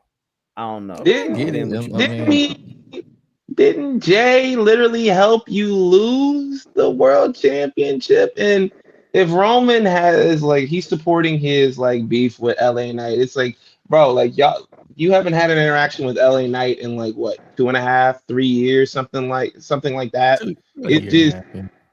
It's just wild to me, and I don't like the like y'all reheating like old leftovers. Like this just feels like we're going back to figure out like, okay, well that worked, that used to work. Let's go ahead and pump the well again to see what we can get out of it. Pause.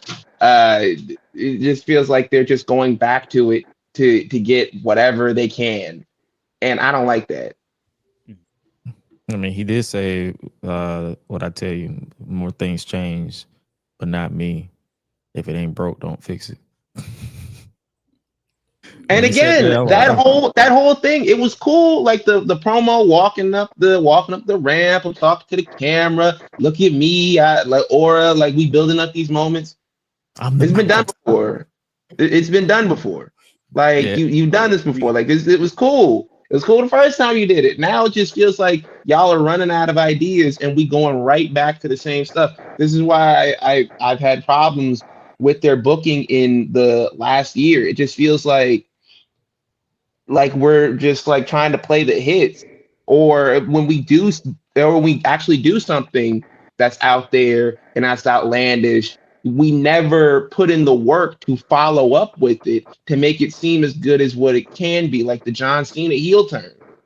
That's something that people were waiting, like a lot of fans were waiting like a decade plus, 15 years to see him turn heel. And then when he turns heel, you have no plans for it. The plans that you did have for it fell through. You didn't really stay consistent with it. And then all of a sudden you retconned it and you changed it to something that it never was. You have John Cena say like, oh, I did this because I thought you guys were going to forget me. And I was scared that you guys were going to move on to somebody else on your way out. Like, no, you said, fuck us. Like, bro, what is that? Like, that doesn't even add up. It just feels like you don't know what you want to do, and and now because you've been burned on that, you're taking the safe option.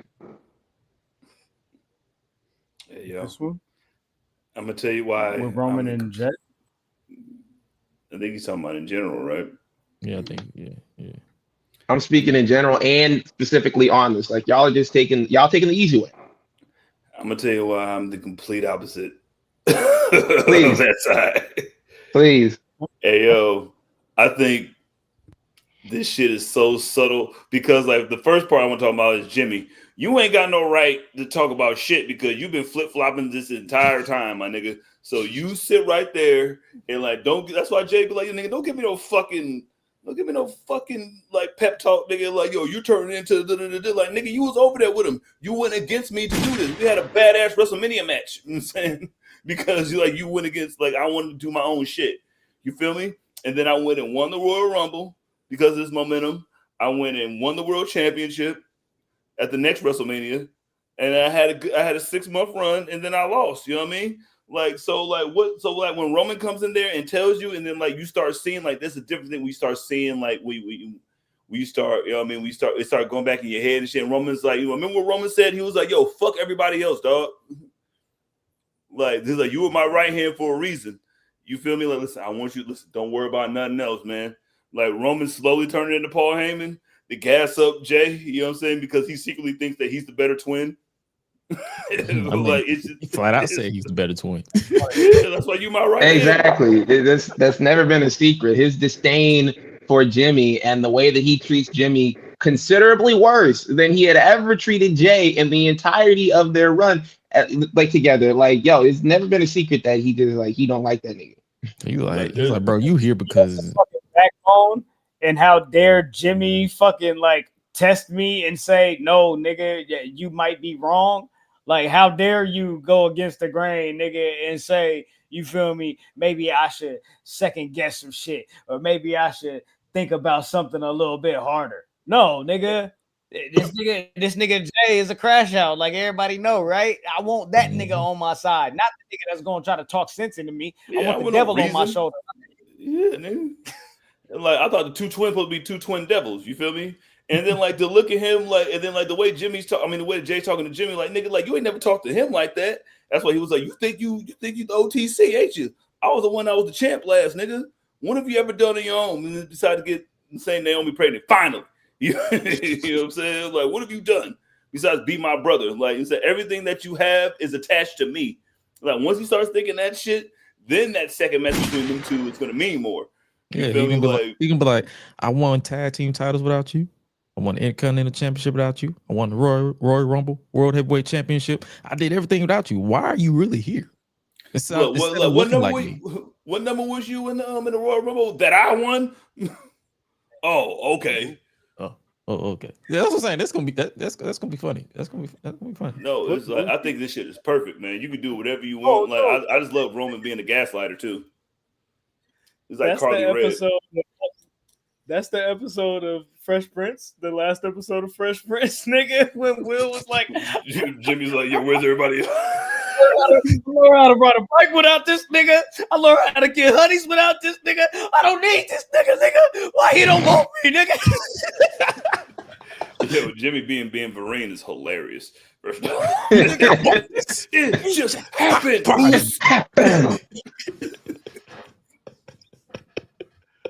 Hey man. Like I think you can turn this shit into whatever you want to turn it into. Yeah, I agree though. I don't know, man. We'll see how that go, bro. We'll see how that go. The power dynamic between you feel me, the three cousins here and what's going on, and really the nephews and the uncle. But hey, we'll see what the fuck is, you feel me, what the fuck, you feel me, because Roman attacked, you feel me, Bron Breakker. I don't know if he gonna have trying to kill that nigga with Breakker, or if he gonna have some type of tag match with the, you feel me, Breakker and Reed, or whatever the fuck was finna happen. You know what I mean? I'm talking about. Hey, put that picture back up. No. I feel like they need to have that one-on-one. Nah, bro. You see Jimmy standing in the background, like he like is worried. He's like, "Hey, you really killing that nigga, bro." This nigga care too much about niggas that be trying to fight niggas, bro. Hey, bro, check this out. Them niggas is on the other side. Let them niggas stay over there. If you want them niggas to stay over there, take your ass over there with them niggas, and we'll fuck you up too. What you want to do? Sympathetic. He's too sympathetic for the ops, bro. That's my problem with Jimmy, bro. You too sympathetic for the people who trying to kill us. That's a good point. That's a good point. I don't know. Speaking of power dynamics, though, let's talk about it. Division. You feel me? At Crown Jewel, not only are we gonna see, you feel me, the big action, you know what I'm talking about, match with, you feel me, two GOATs, John Cena and AJ Styles, you feel me? Somebody got to build this match, so we got to talk about it, you feel me, or at least mention it, you feel me? But in addition to that, we get in, you feel me, match number 4 between Seth Rollins and Cody Rhodes, and the way shit is playing out with Division and Seth Rollins and Cody Rhodes and the American Nightmare, you feel me, my dog, you feel me, the King of the South. This nigga's playing games.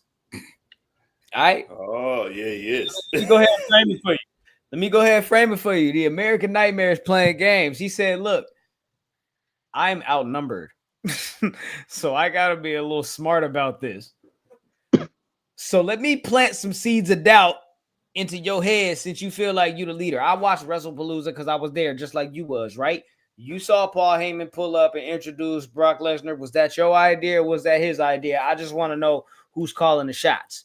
You feel me? So this nigga is basically telling this nigga Seth Rollins, hey, I don't know if you the one that's really in charge of the vision. Are you the one that's calling the plays, or is Paul Heyman calling the plays? You feel me? Because it seems like, I don't know, the left side not talking to the right side. You feel me? So I just want to know, in y'all opinion, like where does this take us? The power dynamic of division.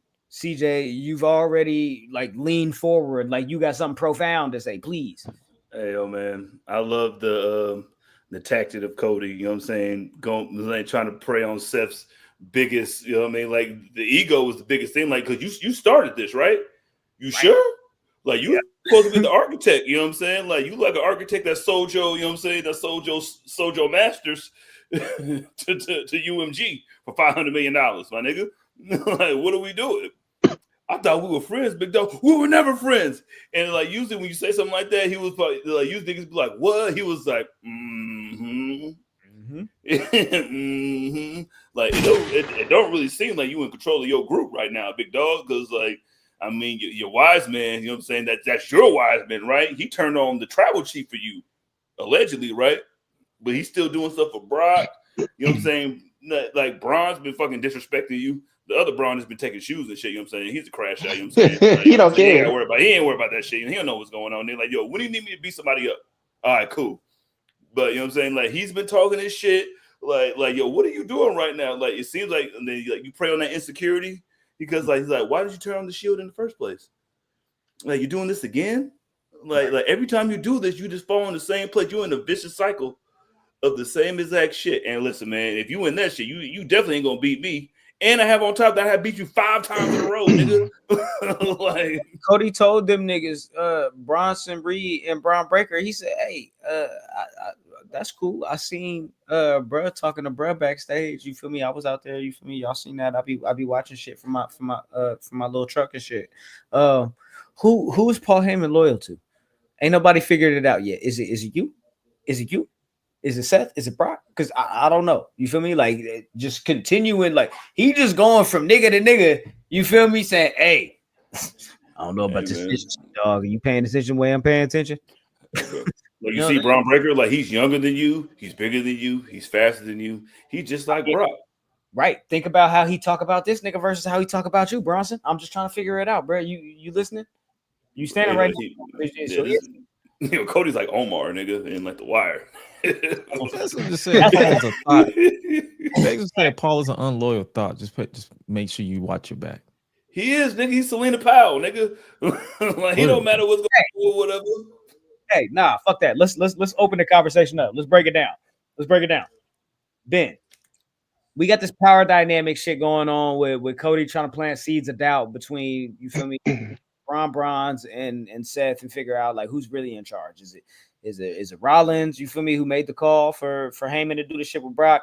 Is it Heyman that did that shit on his own? You feel me, type shit. We got all that shit figured out. Let me ask you this though. You know what I'm saying? Because we have this power dynamic, I personally feel like it might be a little bit too early to be doing this shit with the Vision, because they just got together, you feel me, at WrestleMania, and it's been a slow burn of putting the full group together. So now that we're doing this little power dynamic of, is it Seth? Is it Paul Heyman in charge?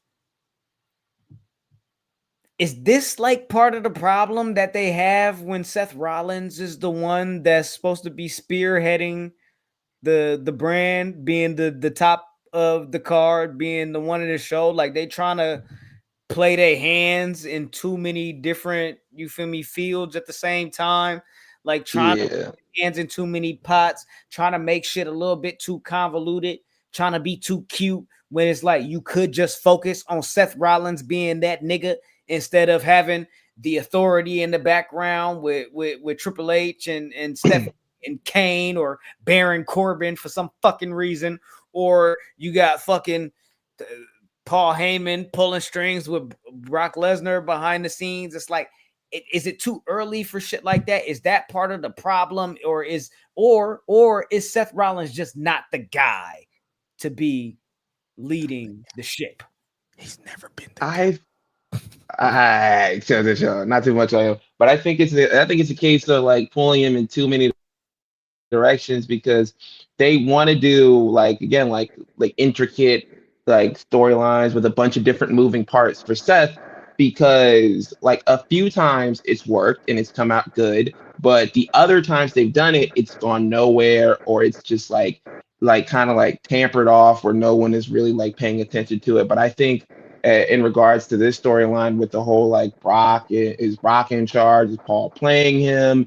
Is Bron Breakker gonna usurp him? Whatever it is, I think it's a case of I think Seth Rollins is at the helm of this, and he's pretending to be weak or pretending not to have control of his group to kind of like lull Cody into this sense of like, yo, I got him where I want him. I'm playing the mind games. But Seth is actually confident in the direction of this group, because let's be honest with you, like Brock Lesnar is not around enough to control a group like whatsoever. He doesn't have like the interest of being part of a group. And I think Seth knows that, like, okay, we can use him whenever he pops up, since Paul has like a connection with him. I think he exploits that to use it whenever like they possibly can, like when they build towards Survivor Series. I think he's like, okay, we can get him on the team since you know him. But I think as of right now, I think Seth is kind of like pretending to lose control of his group or not know what direction like things are going in for him. But to answer your question, yeah, I think this is a case of just like poor writing and storytelling on the other side, because Seth, I feel like Seth is a victim of these things, because the last time he was world champion, like he was having good matches, but it just felt like there was no real like spirit in the writing of what he was doing. And I feel like that's the case like a lot of times. This feels like I feel like they don't really look at him as like the actual like guy. He's not. They do not. They do not look at him. That's why I said that earlier. I was like, he is not the top guy. Like, he can say it all he wants to, but if you actually pay attention to how they book him and how they actually present him, he is a guy. He is a champion. He can say he's the guy. He could say he runs things, because If they really saw him as the guy, they would have booked him just like they booked Roman from 2020 to 2021. He was the center focus. He was the focus of not only the group but the show. Seth just pops up. He doesn't feel like he's the focus of the show.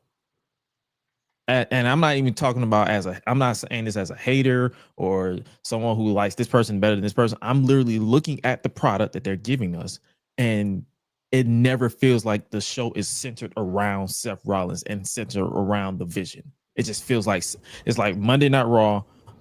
Here's Seth Rollins. Here's the vision.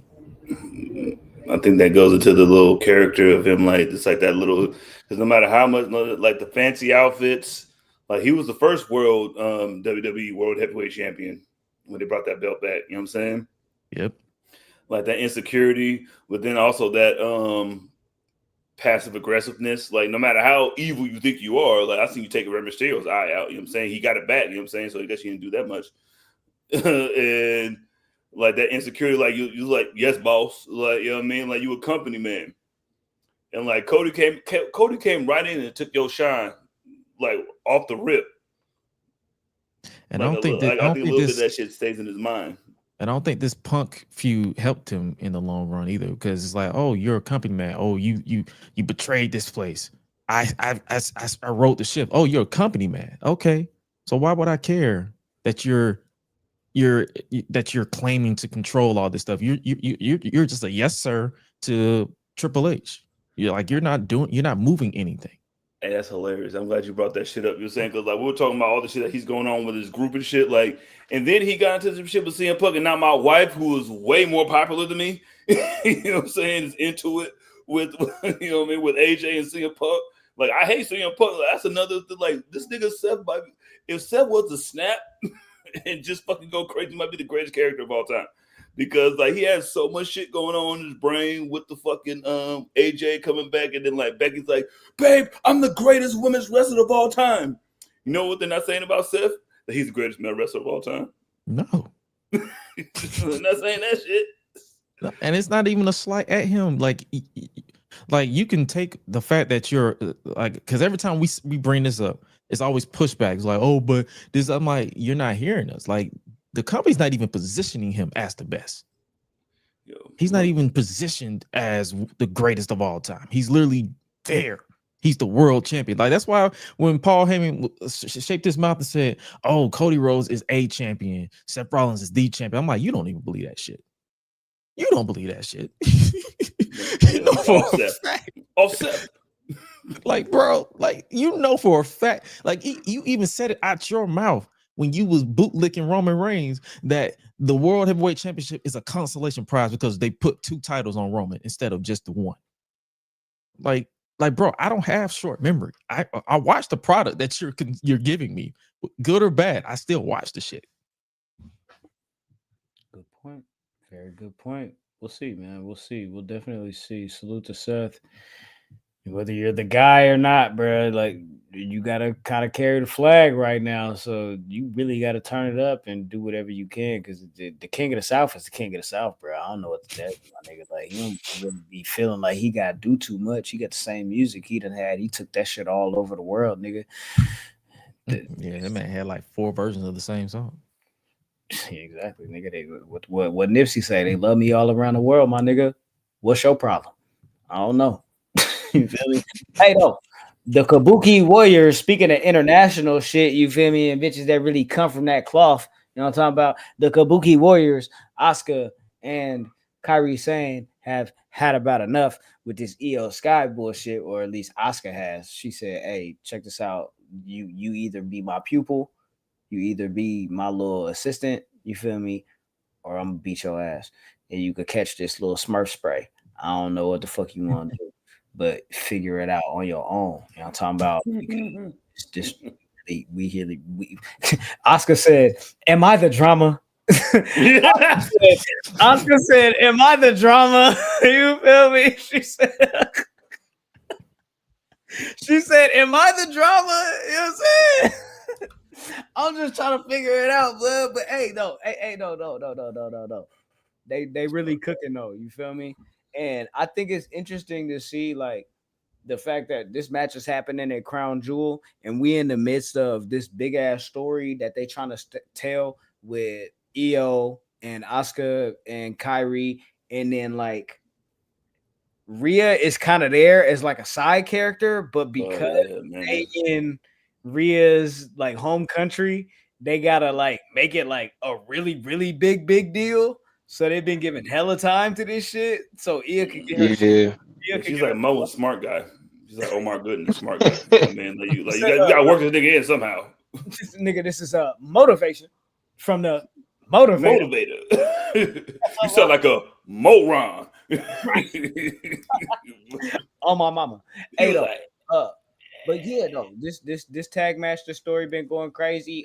Ben, I'll ask you, and we don't really got to spend too much time on this one for real. But like, what do you think about how they like finally put together like the actual tag match that's gonna happen at Crown Jewel Perth with these 4 ladies? I'm not mad at it, like you said. Like Rhea's kind of been taking the back seat, and even though it isn't going to be in her home country or whatever, they are kind of like pushing the match forward. I like the fact that we're drawing on having more women's matches that aren't surrounded by a title, and that they're getting this amount of time, because this has gotten like backstage segments, in-ring segments, vignettes, like you name it. They have been putting in the time, the effort for this match, and I think it's going to be one of the better ones on the card, because sometimes we have like tag team matches like this, and they're usually for titles and stuff like that. That's another thing. You don't usually get like a women's tag team match on a pay-per-view that's not for the tag titles. So them putting this kind of like stock into this like storyline is really good. And ultimately, like I think we said last week, this for me sets up the Survivor Series match. So I feel like this is like a really good point to do that, because the last couple of years when they do the women's Survivor Series match, it just feels like they look for some beef, like oh shit, it's November, War Games is coming up, Survivor Series is coming up. How are we gonna like spin this into a rivalry? The fact that we have this right here and we could kind of like lead it in, put a few more pieces on it, I think this is one of the better parts of the show. I mean, I like the way the like it's kind of real. Like you said, like you don't need a title, you don't need no title involved. You know what I'm saying? Because you got, you know what I mean, 4 big dogs. You know what I'm saying? This like Asuka's work has been amazing. And I like the way, because it kind of reminded me of first Asuka. Well, I mean, not the first Asuka, but like third Asuka. You know what I'm saying? When you got evil and was like first started spin shit in niggas' faces and shit. And then she was just like speaking in all Japanese. Like I like the way that she's going half Japanese and like have like, listen, all these bitches is my sons. Io. You know what I'm saying? Like we come in and Kyrie's like, we could be a family again. Like we just come back and we get be a family again and blah blah blah. And then Asuka was like, you know what, Io, fuck you. Poison mist. You know what I'm saying? On the dead homie, you know what I'm saying, Road 60's crib. They put that blue shit in her face, and then it's looking like saying 2 Smurfs. Io should have said when she said, "You be a family game, bitch. Look at me." When the Angels win a pennant, like ain't no family. This shit is done. Yo, Mike Trout been there for no reason doing nothing, but yo, I just like I love Io being the main character as well too. You know what I'm saying? Because like I just love Io being the main character, because like she's my MVP for the year. You know what I'm saying? And she's been like playing her role well. And then like Rhea's just like Rhea heard the little Rhea Hogan shit. You know what I'm saying? Even though y'all niggas is weird. And like she's like doing her part and shit. Like everybody's playing their part and it's working really well. Like fucking like Kyrie has been fucking amazing. Just like, well, you know, so like, yo, just do that shit, man. Like we're gonna see what like Io's gonna be the main character. Like at the end of the day during this match, like Io's gonna be the one. Like, yo, what choice are you gonna make? Are you gonna really be my friend? Even though like we both got missed it, but that's still your people's though. So like she's always gonna be conflicted, like J. Cole. So we straight. That's hell fun. Put them all to a group chat. Tell them like, yo, we can work this out. We can work our differences out. For real. Yeah. Damn, what I was gonna say? I don't know. I don't remember. I forgot. regardless, though, let's stay on the ladies, though.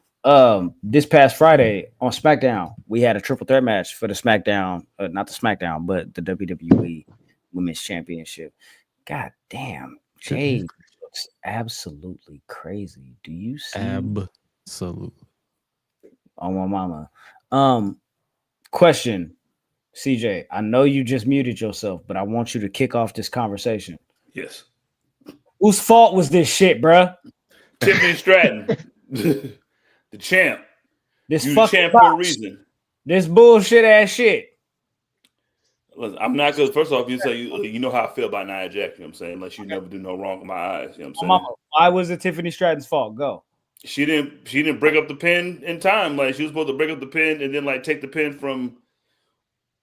It was just like a clusterfuck of shit. Because like I don't even know why the ref just stopped the count at 2. You know what I mean? Like because she wasn't supposed to kick out. Like she still broke up the count, so you still could have counted 3.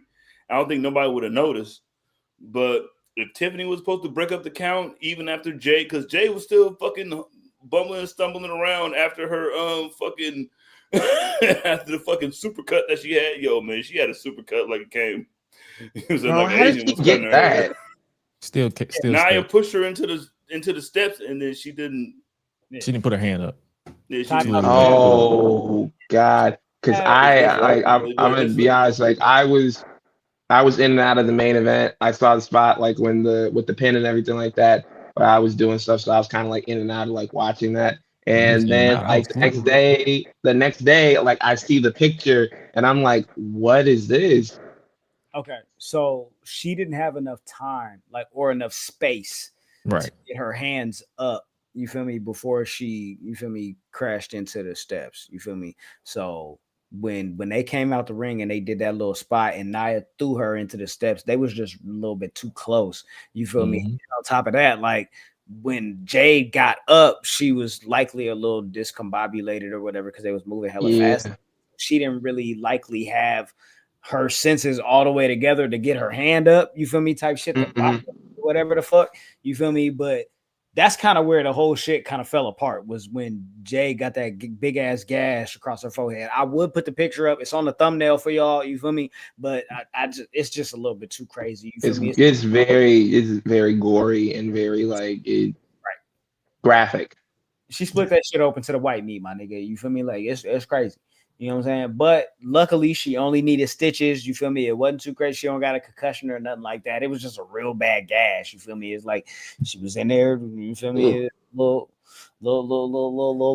boxing affair. You feel me? She went in there with Tank.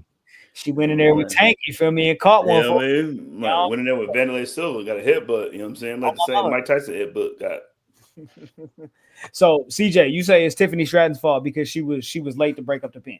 Yeah, that's my you know what I'm saying? That's my vote.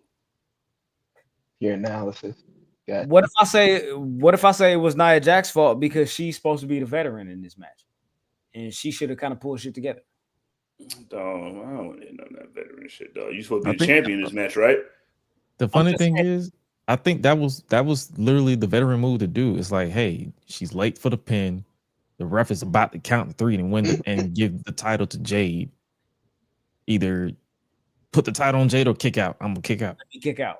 Cool. And then when Tiffany pins you again and you notice the finish, do you just take the pin or do you? I mean, well, shit. At that point, it was kind of out of her hands because the referee stopped the pin, right? Yeah, I'm not putting it on a black woman. Or stop the count. So basically, so what I would do, especially from the knowledge that going from behind the scenes, that falls on the producer now to say, okay, let me hit up the ref, call for the moonsault, and then go for the pin. Like she should have been like, okay, call for the moonsault because don't count the pin and try to go. Like there's no saving it. She kicked out. Well, so it's up to the producer. Yeah. It seemed like they did call for the moonsault after. The ref had to, you feel me? You know what I'm saying? Ref Bay, salute to Ref Bay. She had to literally tell Tiffany, hey, do something. Like we all staring at each other, looking at each other. We on live TV. It's hella people in here. The camera's caught in the headlights. I swear to God. But I'll count this 3 right on TV and get fired. You know what I'm saying? Give Jade the belt. listen, I'm not here to bash no woman or talk ill of nobody for real. But I gotta call a spade a spade. She don't got the instincts. Her in-game IQ is fucking trash, my nigga. Like, she don't know what the fuck to do. Gresh, you said it. A deer in the headlights. Like, somebody's physically had to tell her, hey, you got to do another move or something because, like, we got to keep the match going and, like, actually finish it. Like, you can't just look at her, stare, and pin her again, bitch. Like, you got to do you got to do something. Like, I don't. To reel you back in, do you feel like that falls on the PC and how they're training? Because to give another example, when it was to switch it to TNA, when Kalani Jordan and Lee faced off for the TNA Knockouts Championship, there was a slip up to where there was a Hurricanrana, and it turned into an impromptu power bomb, and Kalani just popped right back up, and basically just did not, like, you know how they say, hey, if something goes wrong, sell it on the fly, do something on the fly.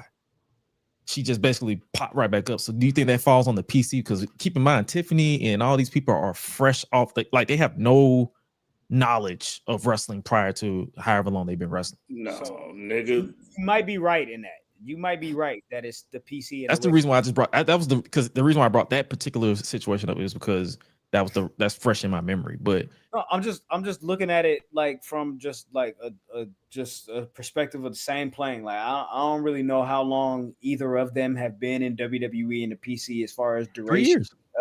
Comparison against each other though. They started at the same time. They started around the same time. Bro, so, I seen Jay's frontal lobe and she still knew what to do. That's not what I feel you.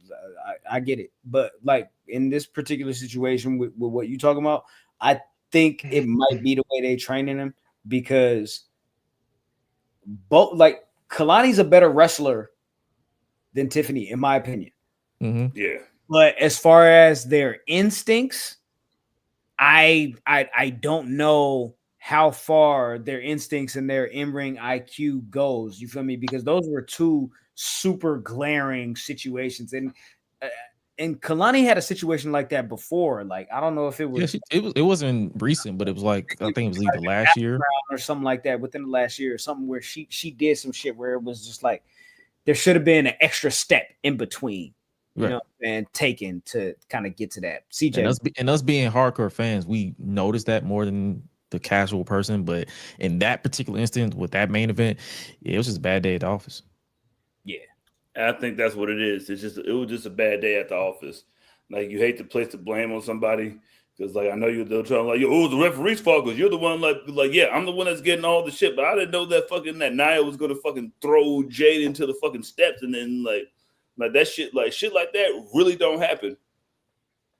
So I don't know, like the communications got mixed up, but it was just Kalani handled it a little better than the champ did.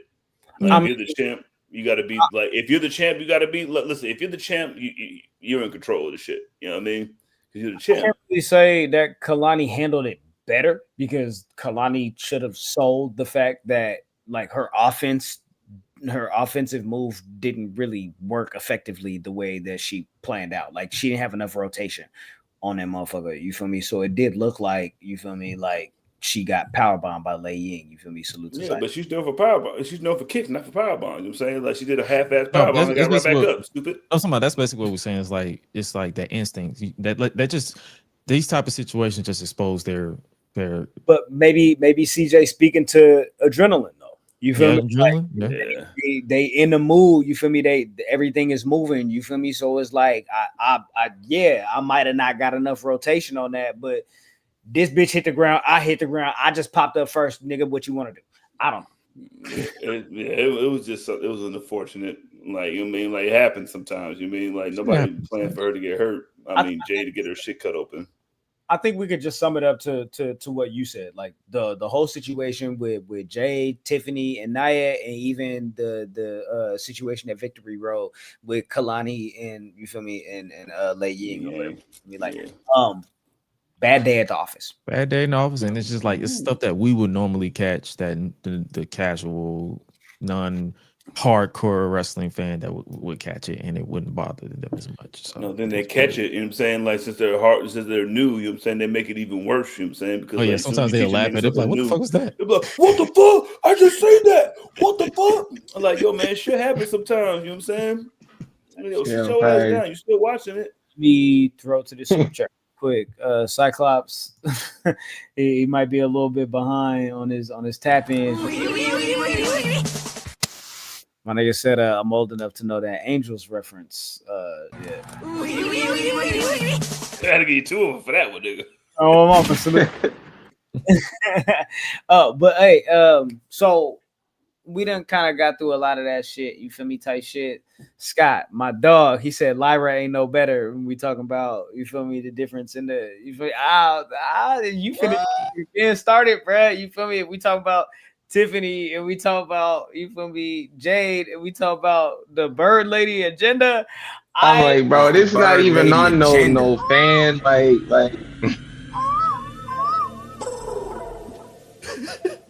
This ain't even on any like stand stuff. Like Lyra is a superior wrestler to Tiffany Stratton. I think the matches are better. I think the pacing is better. I think the only thing that's missing right now is like the overall like big crowd connection. But we'll get there. But like, bro, come on, man. Oh man, nah. She's I would say she's a better wrestler than both of them for real. Just, you know, we still working on the character and the connection, charisma, connection, all that shit like that. You feel me? Yeah. Let me throw it back to you though, my nigga, because we really ain't got too much more on the deck. You feel me? But I know next week we got NXT Showdown. If you wanna talk to us a little bit about that, tell us what the fuck is going on that side, please. I'd appreciate it. You know what I'm saying, my nigga. Please, bro, NXT Showdown, formerly known as NXT Invasion. I think it was like Tuesday. No, I think it was like Monday or something like that. Like there was a report that people in Israel were upset that the name NXT Invasion, the show was taking place on October 7th. 2 years ago, there were some attacks like that happened in Israel. And they said, you know what, it's very irresponsible and reprehensible to name a show and have it on that date. And like a lot of like people were upset. But the thing is, if the thing that I found to kind of be kind of like comical and a little bit funny was, do you guys really think there's anybody within WWE that just sees like what's going on over there with the Gaza, like Israel, like Palestine situation, and that's like, yeah, we're gonna stand up and we're gonna speak to that. We're gonna do that. There are no decision makers in TKO, WWE at all that are going to step to that and like that have that level of like moral fiber or that level of morality where they're just gonna say, hey, what y'all doing is fucked up. We're gonna put a name to that. No, this show has existed. This is like over 2 decades old, bro. Like they were trying to bring some old stuff up that they used to have in the past, and it was so wild. They were backtracking on the show. They had Santino say like, you know, it's not really an invasion. It's more of a showdown. You know, it's not an invasion. Like, why would we ever invade? Like, we've been here working side by side for the past like year. Like, it's not an invasion. They had this man spinning. He was spinning in circles, and it was wild. It was just very, very wild. But they said like, oh, you know, it's really like sensitive for you guys to do that. And it's like, bro, but you know what else is sensitive? A thinly veiled ethnic cleansing. That's sensitive. Like, yo, that's really sensitive. Like having a man-made famine, starving women and children. That's sensitive. Like, bro, like all of that is sensitive. Like you're getting upset and getting your feelings about all this. Like, bro, fuck y'all. Free Palestine. Like we moving off of that. Oh, that's the sick thing. But like, first off, Sami Zayn has been doing the squabble up dance with the Palestine flag, nigga, for 2 years now, nigga. And you had nothing to say about that. You feel me? You know what I'm saying? But now we call it an invasion. Like, First off, like, I'm not even having this show in Israel, nigga. Like, what the fuck you niggas got to say, blood? That's crazy. Like, yo, man, niggas read him off the corner. Nigga, like, the nigga is the loser side. You know what I mean? Like, you let... We talking about AEW getting ran off their corner. They got ran off their corner way too. Worse. WWE the B side, my nigga. They got fucked off on this one, bro. They said, let me bow down, let me apologize, let me bitch out, and let me go ahead and acquiesce to your demands. You feel me about this shit? You feel me? Even though, like you said, this 20, 30 years, you feel me? 20 years of shit that we've been putting together. You know, I'm talking about just nostalgia. You know what I'm saying? We just trying to bring back a feeling. You feel me? This don't got nothing to do with nothing. You feel me? And I ain't bound down to a nigga that I ain't having no show at your country, nigga. Like, I ain't going to Israel to have a fucking country, nigga. Why I give a fuck about what you niggas say? I don't give a fuck about women's rights or anything else, nigga. Why would I give a fuck about Israel, nigga? When the last time we had an Israeli fucking wrestler? We're not doing a show. They're not gonna do a show in Tel Aviv. We're not doing all that. They're like, we in the vicinity, but don't get familiar. We over there like on the land, but we not over there with y'all specifically. But to take it back to the show, the whole thing is like NXT versus TNA, and the card is like we got Ethan Page versus Mustafa Ali for the North American title, the Hardys versus Dark State, winner takes all. And then we have NXT versus TNA team matches. And I have a little beef with these lineups, because if you have, let's start with the women's team NXT. You got JC Jane, Jada Parker, Sol Ruka, Lola Vice, pretty standard like women's NXT team. Pretty standard. But then we go to TNA. And Kalani Jordan, you know, she just won the TNA Women's Knockout Championship. You have Jessie McKay, Cassie Lee, and Marsha. It's just, the inspiration, former Iconics. It's just like the whole team is former. Exactly. Everybody has been in WWE it's just like, yo, you was over there, you had a different name. When they did the show, when y'all popped up over there, they called you by the wrong name on accident and was making references to how you used to be over here in wrestling. It just feels like, and I don't want to be that guy, but it feels like WWE current versus WWE rejects, like that, or like people that got fired and went over to the other company. Now y'all mad that y'all over there, like that you got let go. There is like, for this, like there's no real substance to this, and the fact that they like, I like Kalani Jordan's cool, but y'all chose her when she is literally signed to NXT. Like, yes, she has the championship, but she is literally signed to NXT, and y'all like, yeah, we trust her because we like her, and y'all giving Jordan Grace the cold shoulder. Who do you think should have been on the team? I'm sorry. Who do you think from TNA should have been on the team? You could have picked deeper within your roster. You could have gone. I gotta look at their roster to see. I think Ash by Elegance. Whoa. Yeah, she's hurt, so maybe she might have been on the team, and they had to go with something else. But if you got to look at the roster, damn, I'm looking at this roster right now with who they picked. If you got to look at the roster to see who's on the fucking who's signed to the company, what's wrong with who they picked? I'm just saying. Kalani's their Stone Cold for sure. That's why I wish they wouldn't have bowed down and that shit to fucking. Y'all couldn't wait. Is Tasha Steelz hurt? No, she's not. What's it? They Cujo, Danny Luna, Tasha Steelz, Jody Threat, Rosemary. I was about to say Rosemary. Like, there's literally not that many people. But I'm saying, like, if you want to pick people that are TNA people that don't necessarily have a connection to the WWE machine, then that's your four. Danny Lewis, Tasha Steelz, Rosemary, and Jody Threat. Right. But you're a part of the machine now, though. It's like you belong to us, nigga. Or they could just slide people off and put Tessa Blanchard on there.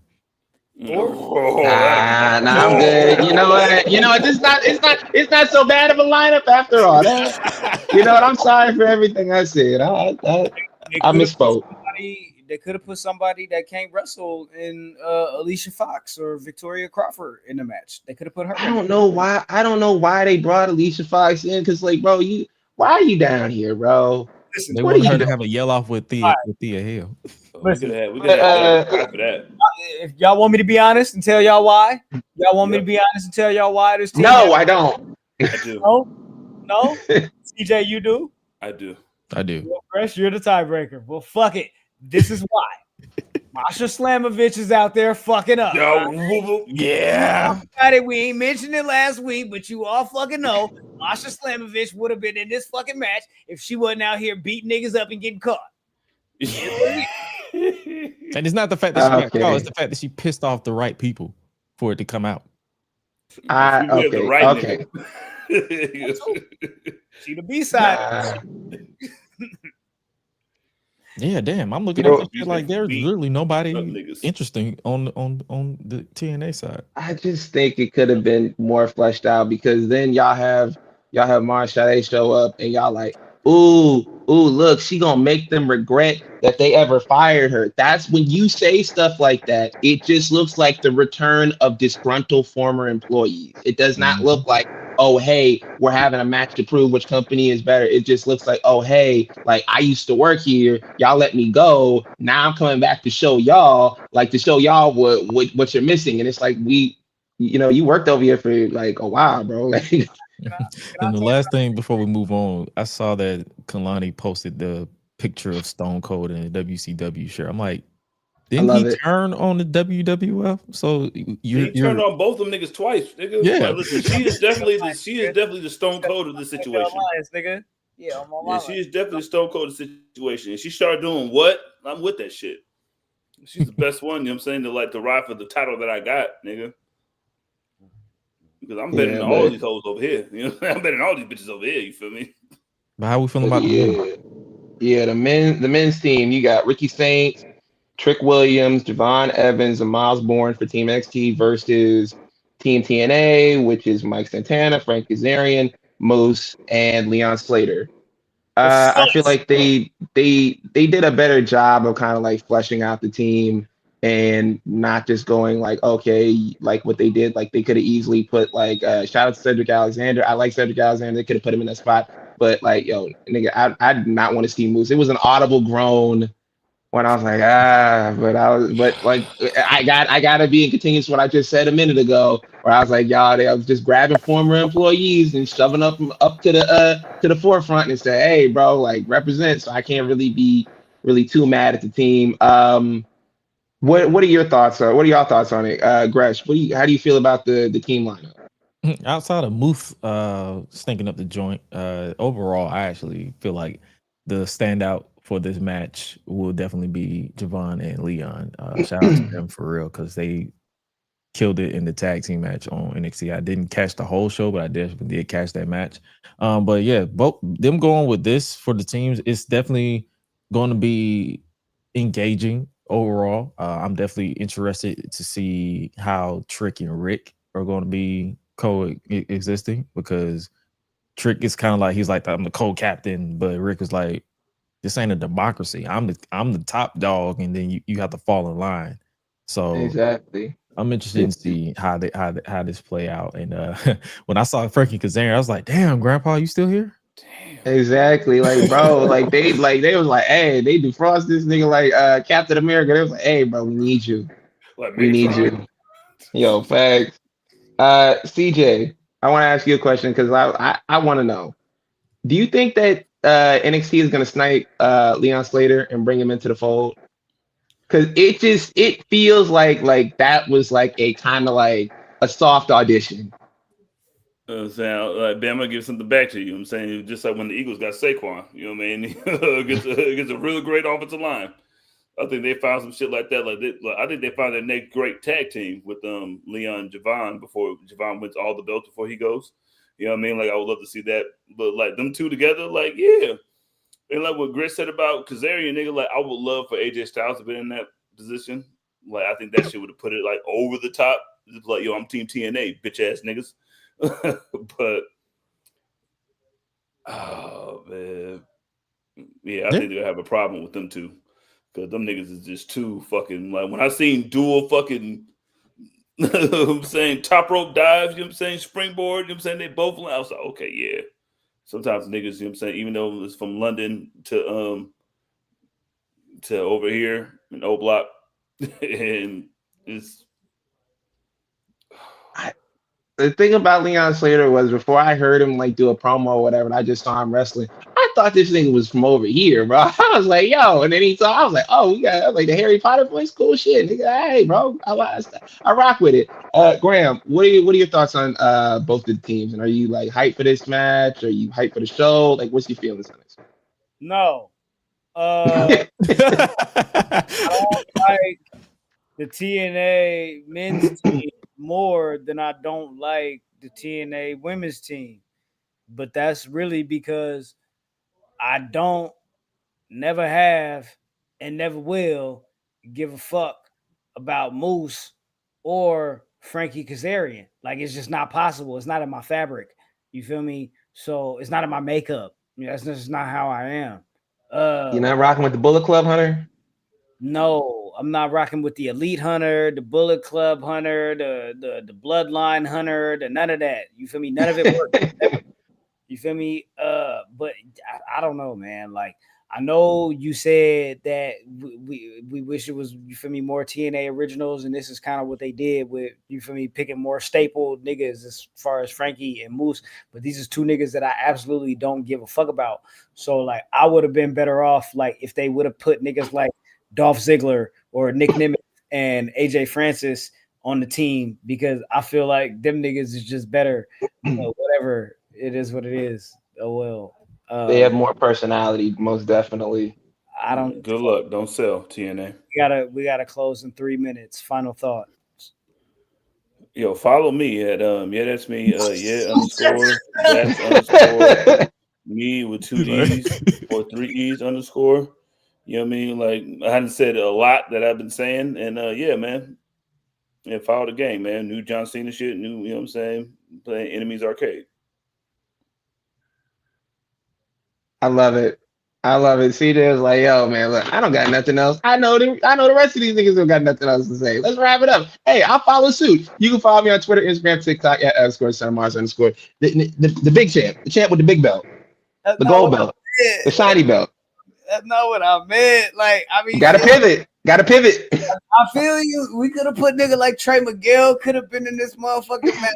Something like, I don't know, bro. It's just other niggas that could have turned this shit up. You feel me? To combat the high flying shit of Leon Beans and Toast Cuz. And you feel me? Grits and barbecue cuz. I'm just saying. Hey, yeah, follow your fella.